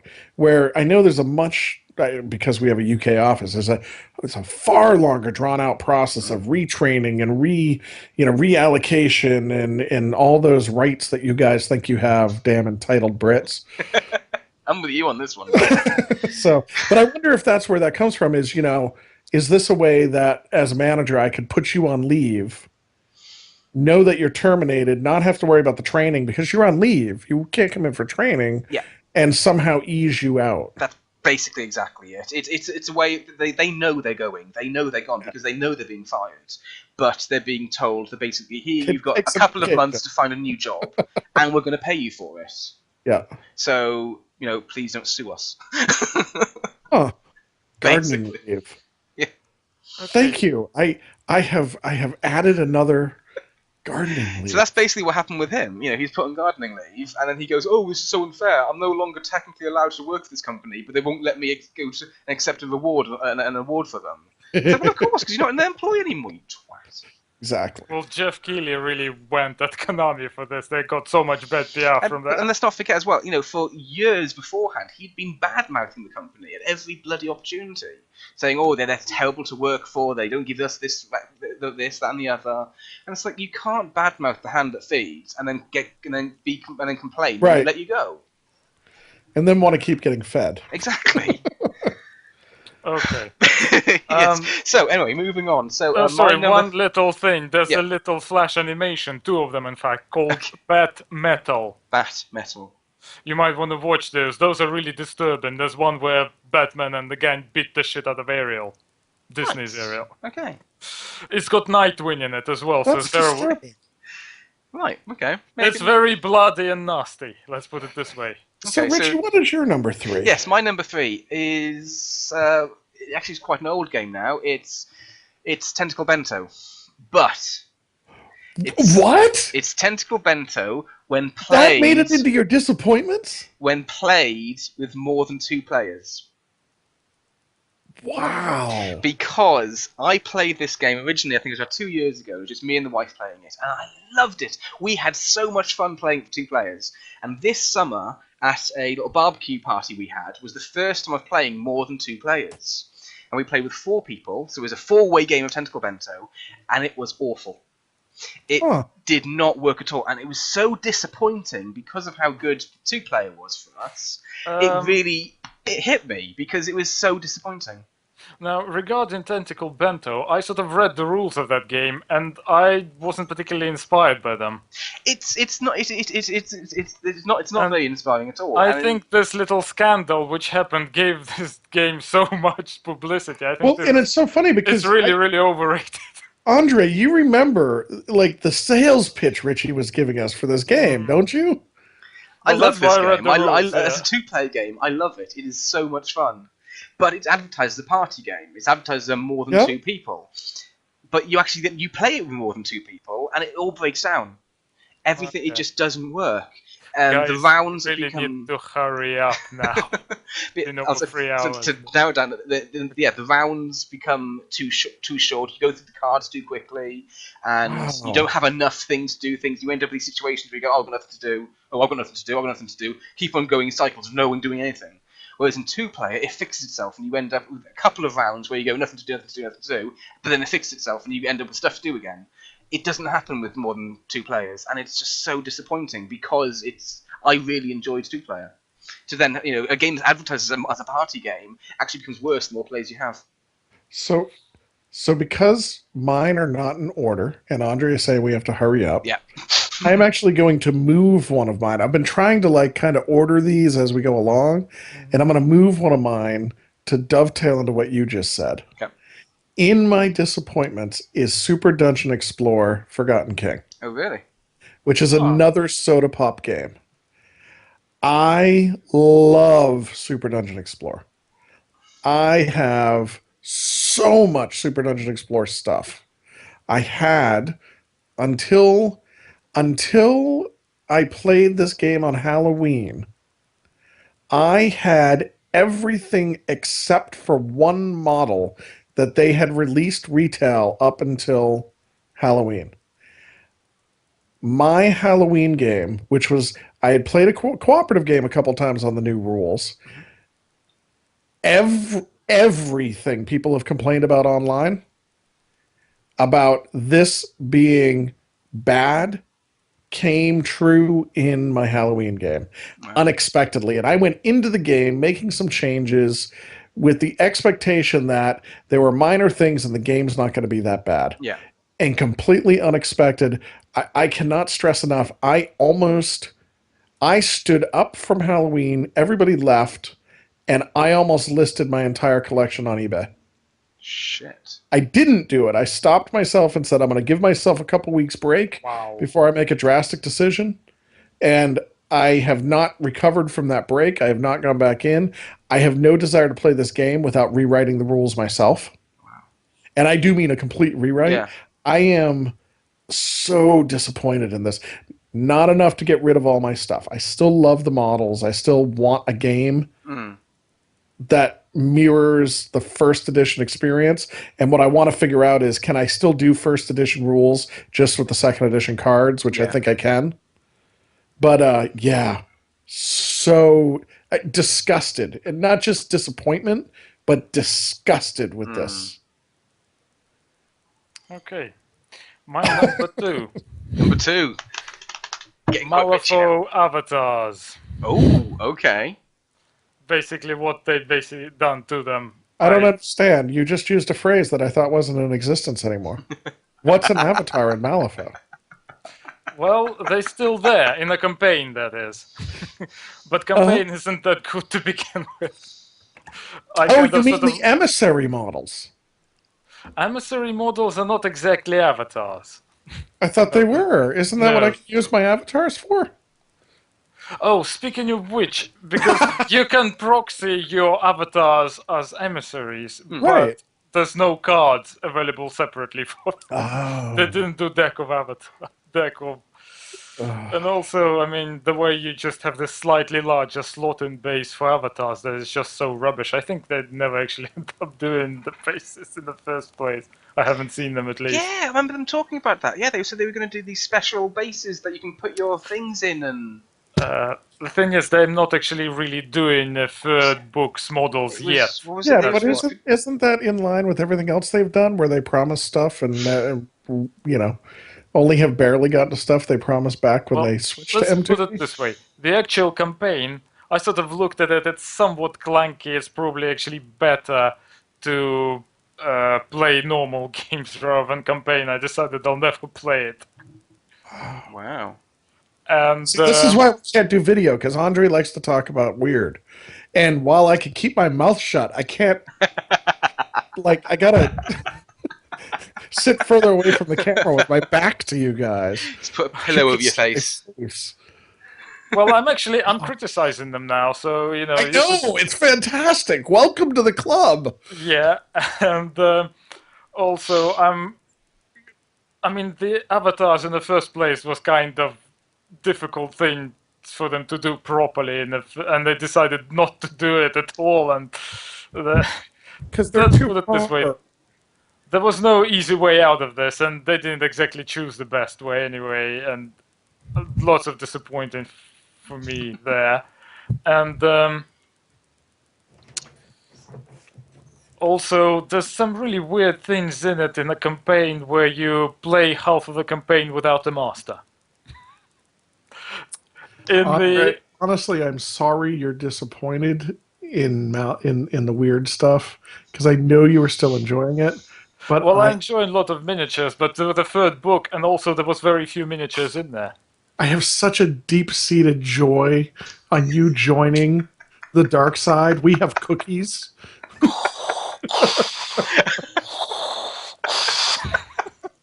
So let me ask this. Do you think... So Weird, when they started, was well known for being hugely responsive to the community, for being the small guys who cared, making innovative decisions, going out of their way to do things, not going out of their way to make people happy, but going out of their way to do things and make an effort. I'm actually going to make a lot of people angry now. I think now they kind of become really responsive to the loud minority. Okay, I don't think you're gonna make it. I think actually you're not gonna make. Well, I didn't say you. I'm gonna make a lot of people angry. I didn't say you. That's what I wonder is, do you think this is? I mean, I would be terrified that this is a sign that it's impossible for that Weird that all three of us fell in love with to continue and subsist as a company. Is there something corporately that screws up the mind of companies like this, the corporate mindset, and makes them do, just like all cassette tapes in a car glove box eventually turn into Best of Queen, do all game companies eventually I used to have that workshop? I used to have Best of Queen cassette and Best of Queen 2. I think everyone did, that's the point. On cassette as well. I don't know. I mean, the issue I've got with the whole thing, and I don't know if it's still applicable now, because I haven't really been paying attention to Weird at all in the past year. Right. But a year ago, one of the issues that I had was that they wanted to play ball as a big company, but the moment anything went wrong, they wanted to fall back on the "it's not our fault, we're only a small company." Right. And it's like it's having the cake and eating it, and that sort of thing. And I don't know if that's still the case now, but you know, yeah.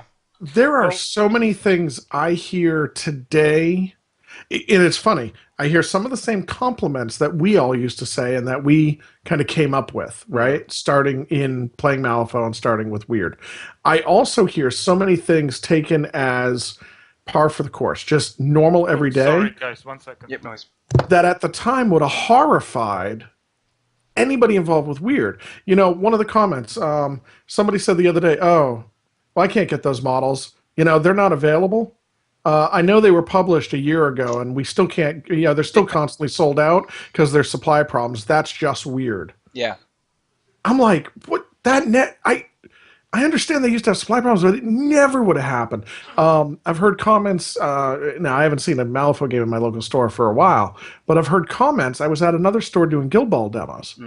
And one of the comments I overheard at one of the other tables is, "Oh, yeah, there's an entire book and a half of models, and none of those are released yet. Don't worry, they probably won't be released for 2 years."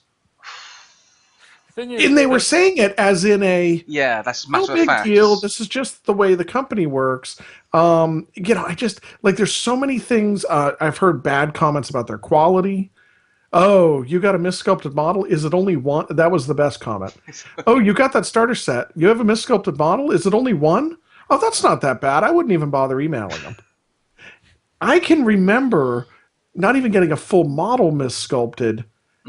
You know, I had the arm on a Santiago missculpted on the gun alone, and I can remember them saying, "Why haven't you emailed? We should replace that for you." And I'm like, you know, honestly, you don't even really see the missculpt, and for such a drastic change through the years, Yeah. it makes me worry that the other companies I see that are making a big effort now, 5, 6, 8 years in, are going to end up like that as well. Possibly. I don't And know. that just means it's time to move to a new game. Yeah. Right? Well, First I'm not Law Override with exactly their going to move. their own miniature line. I still be getting Malifaux stuff. I mean, no doubt about it. It's just the third book has disappointed Sunk me. cost fallacy.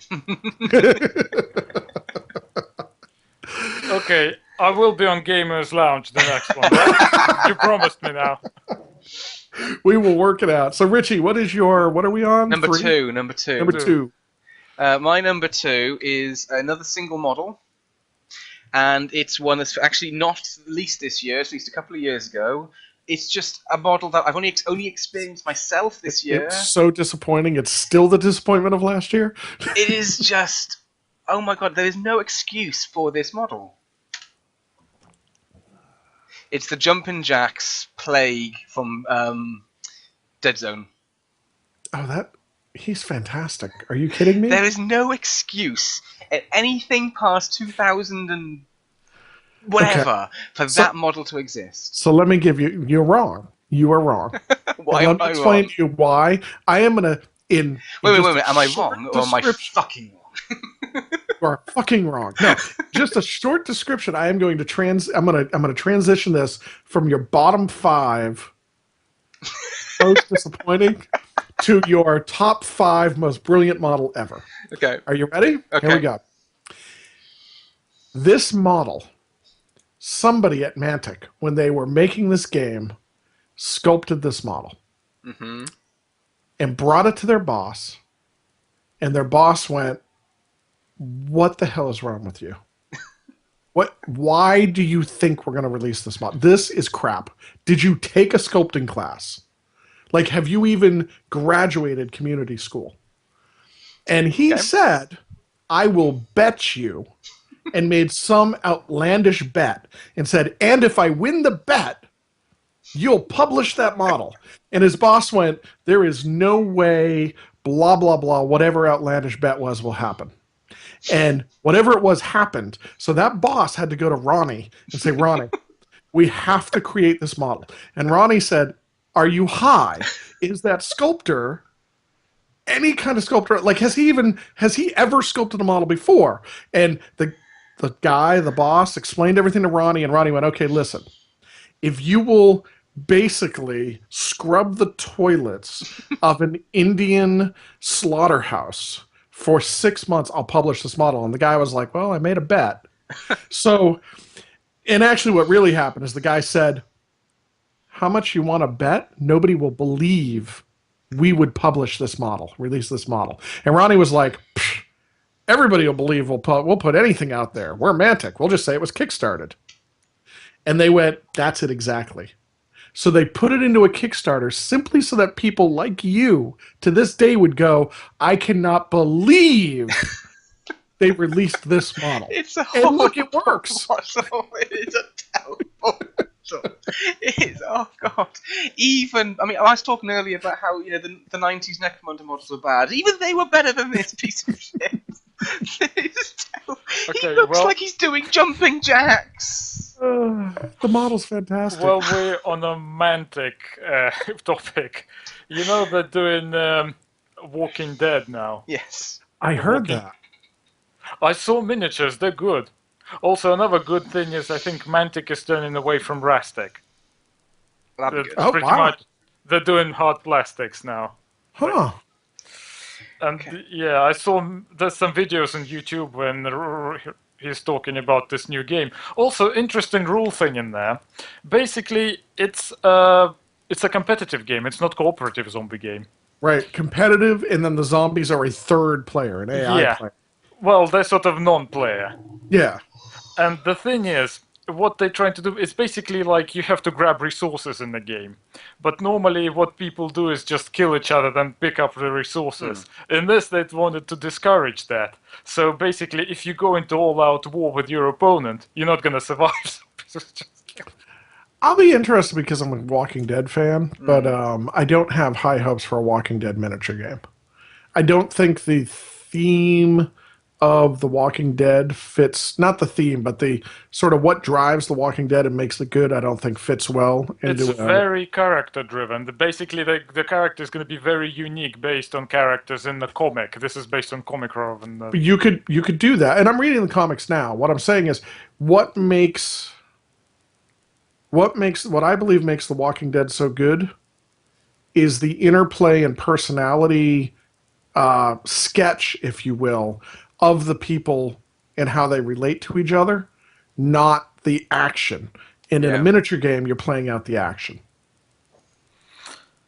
Okay. You know, it's so, yeah, I'll be interested to see where it goes.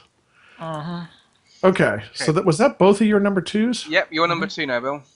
My number two. Okay, so this was going to be my number three because I'm not as passionate about this as my number three was, the Super Dungeon Explorer. I'm not as disgusted or disappointed in this. However, I put this in there, and it's Wild West Exodus. Wild West I'm surprised. I figured, so this is what I realized. When we made this list, I had to actually go back over the last 2 weeks to figure out when I stopped playing Wild West Exodus because I can't remember. And I had such high expectations for the game, and then they dropped, and I moved to playing once a month, and I wasn't able to identify if my last game of Wild West Exodus was in 2015 or was at the end of 2014. I believe it was in 2015. I'm pretty sure it fell somewhere in there, but it just it's just not a great game. They tried. I think there's still a great foundation there that they could have done something with, and they just didn't. And even the new Kickstarter, I don't think is going to carry it through. What then capped things for me is earlier this week I was talking to a good friend of mine who actually is one of the people he's become a good friend of mine, and he's a guy I met because we both backed Wild West Exodus. And while he is still playing, is basically playing the smallest, most non-Wild West Exodus type of tournament. It's a skill set where they basically go, throw out the army scale that we're trying to build towards, throw out the vehicles and stuff, and you can only take the characters, and then you're basically playing with 4 models on the table. And that's the only version of the game he enjoys. And even then, there's all sorts of broken, overpowered combos and stuff like that. It died a quiet death. And to me, that solidly, with how much I wanted it to be good, and how much, not effort, because my effort just died off, but Yeah, I mean, I tried to make it work, and it just better games came along. I have mixed feelings about this game. I watched demos by Beasts of War, and I got to admit I loved those. I thought the heavies are really overpowered. I probably would never take heavies in the game. I would still use the just The the lights. generic troop and light vehicles and generic Yep. troops. And thing is, the miniatures themselves, I have mixed feelings about them too. They look a bit too War Machine for me. I can see that. And some sculpts I like, some don't. And also, there's been a sale in Dark Sphere, and Hmm. they basically gave them basically the full range, which they very recently got. They sold them for half price, everything, for Yeah. quite a few days. For like a week, they were going like half price. I could have got like a whole faction and stuff, but decided against it. Doing too much anyway. It's a really sad thing. I expect that they're about to deliver their second Kickstarter. Mm. I think we'll see a little bit of a spike for that, but I honestly don't expect that spike to go more than 2 months. Wow. And it's a full. I mean, you talk about a full blown 10 faction game Mm.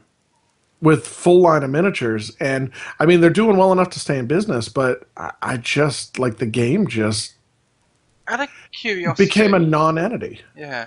Out of curiosity, before the game actually the Kickstarter launched, did they put out beta rules and stuff like that for you No. Kickstarter to play? Right. Okay. So when you, cause remember, of course, just after the Kickstarter launched, Gamers Lounge became almost for a short amount of time, almost Oh, yeah. exclusively, Wildwood Exodus podcasts, because that's what those people you're Yep, interviewing and all of that's what this, we because were those are the playing, games and- you're playing. So, but before then, you hadn't experienced the game. You'd only simply read about it. You hadn't actually experienced it. So during the Kickstarter, there was a sort of an alpha set of rules that got drastically overhauled, Yeah. and then I played it fresh when it came out. And it really was a game where, like, my first couple of games, John and I talked about this. We played a couple rules wrong. We thought it was incredibly brutal, incredibly cinematic, a lot of fun. And the longer we played, the less fun it became. I remember some design type interviews with you, I think, Bill. Yep. And Um, with Romeo, He's the guy he's like very business oriented, isn't he? yes, And very sales oriented. yeah, he seemed very ambitious because he says that he didn't want to create a skirmish game because he wanted to sort of like think big from the beginning. I think this is what failed. Had he done like proper skirmish game and properly balanced it as a skirmish game, it might have been a better game. I also wonder. I have found that. How do I say this right?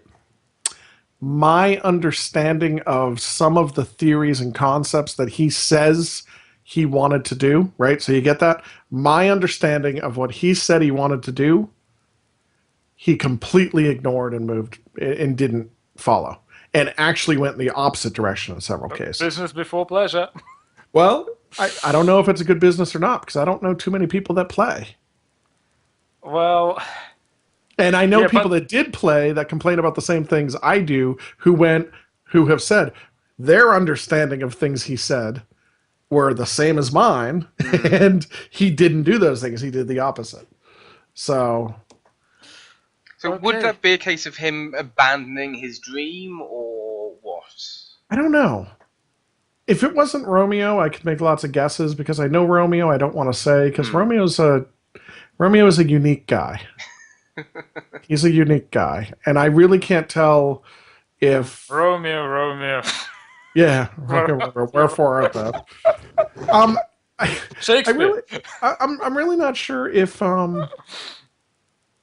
I think there are some cases where Romeo's the type of guy who is incredibly convincing, even to himself. Mm. So whatever decision he has now, obviously was always that decision and never changed. Yeah, Right? So that makes sense. but yeah, so that was would have been my number 3. My number 2, it's in my list of bottom 5. Okay. So, Andre, the number worst one. thing that happened all year. It's personally not to me it happened. It happened to my friend. Okay. but I kind of been with him every step of the way because Bought I it think now, this so. been the hugest blunder of last year, and that is Alien versus Predator. Mine is the exact same. Really? Mine is the exact same. That's also number one for me. So I should not pick it up if I'm down at the store. It's not for me. It's not that at all. Andre, you do want to? It's your. Yeah. Yeah, what's the blunder? Tell me, because First of all, the game still looks cool to me, but okay. I know First of all, nothing about. the game isn't very good, to be honest. The board game. Yeah, well, I don't know But anything if- about that. Well, they will also release a rule book which make it like a war game. That would be a bit like Warzone, which is flawed but very good at the same time. It's like it's a game with strengths and weaknesses. Okay. Board game isn't so much. Now the problem is it's not so much for people who buying into the game. It's the people who did Kickstarter. Yeah. Ah, okay. And they completely blundered their relations with Fox.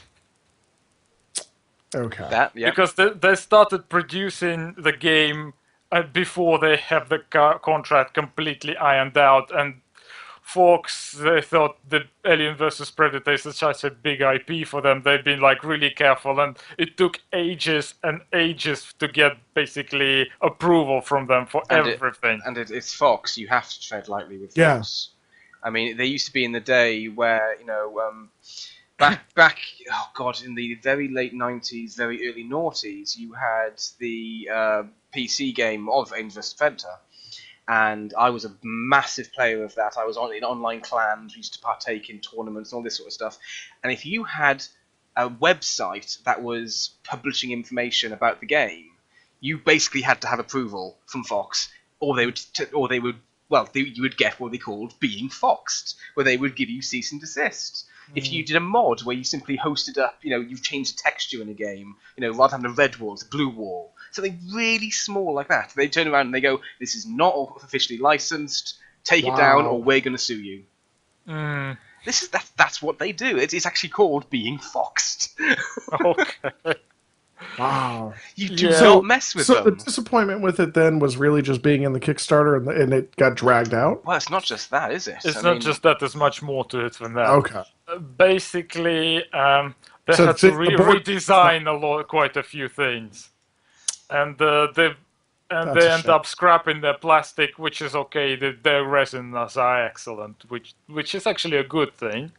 But generally, it took ages. It dragged and dragged, and also what happened is they run out of money for basically sending it. And Wow. so some people were sent Kickstarters and a lot of waiting till it's been out for ages, and they're basically trying to get some money by selling it retail to send it to Kickstarters backers. Wow. Not only that, a lot of places sold it much cheaper. Like some people you could get it half price already, and Kickstarter still haven't. but yeah, received I theirs. mean, let's not forget last time we recorded, I told you about that little shop in the middle of nowhere that I grew up near. Yep. It's like 2 hours walk from my house and all this sort of weird random places. It was at the nearest place is like an hour's bus ride, and even that hasn't got a train station, all this sort of crap. So in July, you could go to the shop and buy a copy. To this day, there are still Kickstarter backers who haven't received their copy. Well, they're hoping to get them all crazy. out by February. And it's not they don't exist, because they had at the end of the year they had the convention over here called DragonCon where where Prodos were present, and they said, if you've got a Kickstarter with us, let us know and we'll get it. Then you can pick it up and take it home with you. Let's And just people put- are like, so unless it's there, they sort it you're out just not now, sending it. they won't be able to go to saloons Wow. It's absolutely because ridiculous. people are gonna swarm. There is no excuse whatsoever. There is no Thing is, excuse. They're Also, there. what added to injury was the communication with Prodos been really bad. They like keep you in the dark, and they get like really fired up if you try to push questions out of them. And someone actually resigned from Prodos and sort of really? started doing another Kickstarter, and people are like going, "Don't go into this." Wow. That's a shame. Yeah. Mm. So yeah, that's my number one as well. My friend is saying he will never buy anything Protos ever again. That's what happens. You got to be careful with those Kickstarters because that. I'm still gonna buy Warzone stuff. In fact, Warzone Resurrection 4th Edition is on cards hopefully next year. So that's something I'm looking forward to. Nice. Yeah, that's my number one. Yep. Same. So my number one was not Alien vs. Predator. But simply because I never got into the Kickstarter, which now I'm glad I didn't. Surprised I didn't. I didn't either. I just think it's disgusting, not acceptable. Yeah. My number one actually is a number one, and it is a Kickstarter. This is the most disappointing thing gaming-wise this year. So it was the most disappointing game, which is Rise of the Rise of Kage. Rise of Kage. Kage. Yeah. Wow. Worst written rule book I have ever read. Oh. Worst. And I knew this would be a question because I've been asked this question elsewise. So let me see if I can illuminate a little bit of what I mean by worst. Here is one. Come on, open up. So there is a stat. There is a stat on each ninja's card. And that stat is called reaction. Let me look real quick. Short rule book, so you would think there's not a lot to edit here. Right? There is a stat called reaction. Okay, got it. No problem. So as I go searching through this entire book, I get to this one section that talks about trap search tokens. Now I'm going to read for you word for word, and you tell me how this works. Okay? If during a ninja's search action, the search token is revealed to be a trap, then the guard player performs a force test against the ninja modified by the reaction value. If successful, the ninja sustains a wound. The token is still added to the ninja player's mission pool.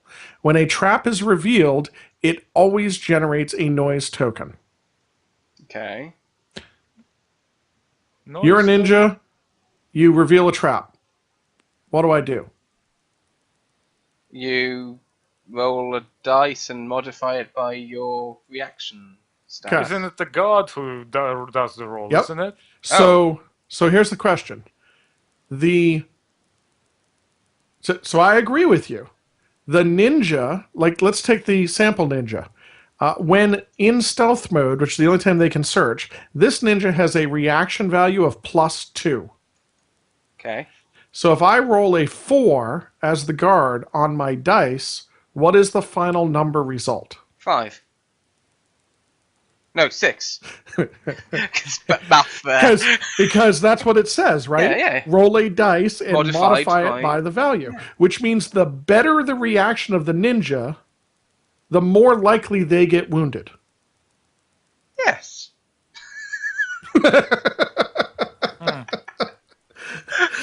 Okay.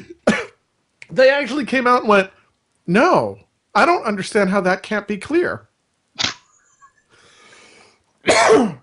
Well, the games can be abstract, there's lots of weird things happening, like, but Andrey, it's not as bad as 3rd edition 40k, trust me. When the target number is what's actually supposed to be modified here. And when they say the guard player performs a force test modified, they mean give you a worst example. The test target is modified, not You the think roll this is itself.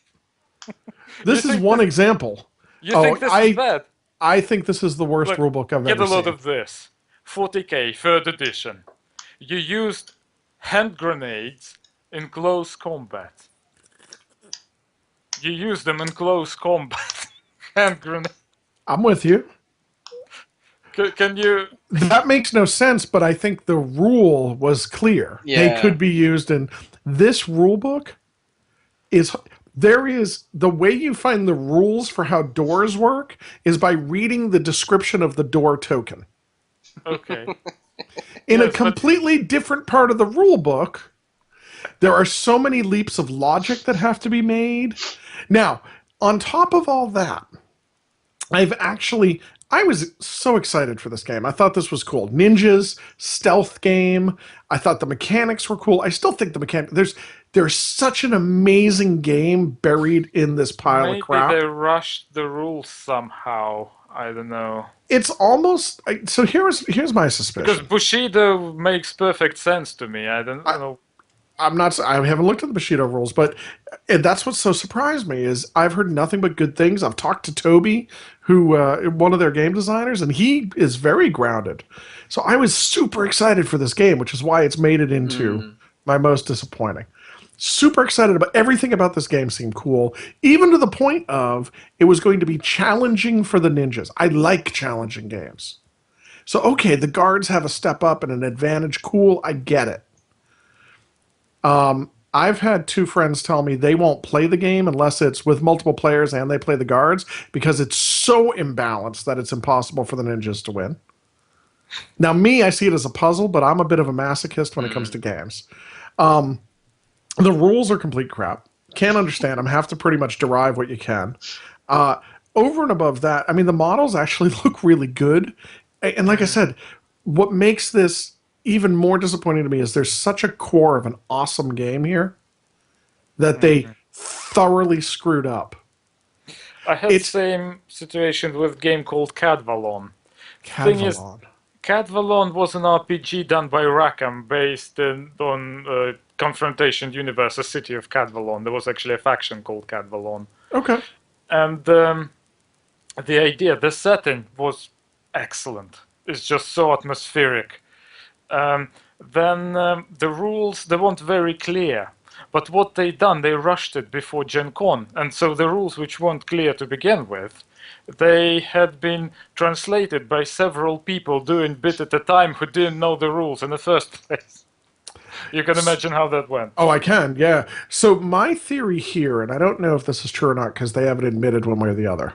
My theory is they developed this game, had all the rules and all the game mechanics and everything else on like 3x5 cards.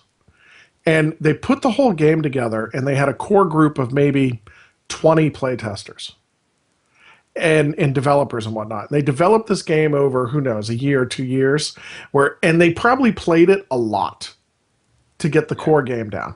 Then they sent it to playtesters, took all their feedback and made it into the guard cards and the ninja cards because those decks are insane.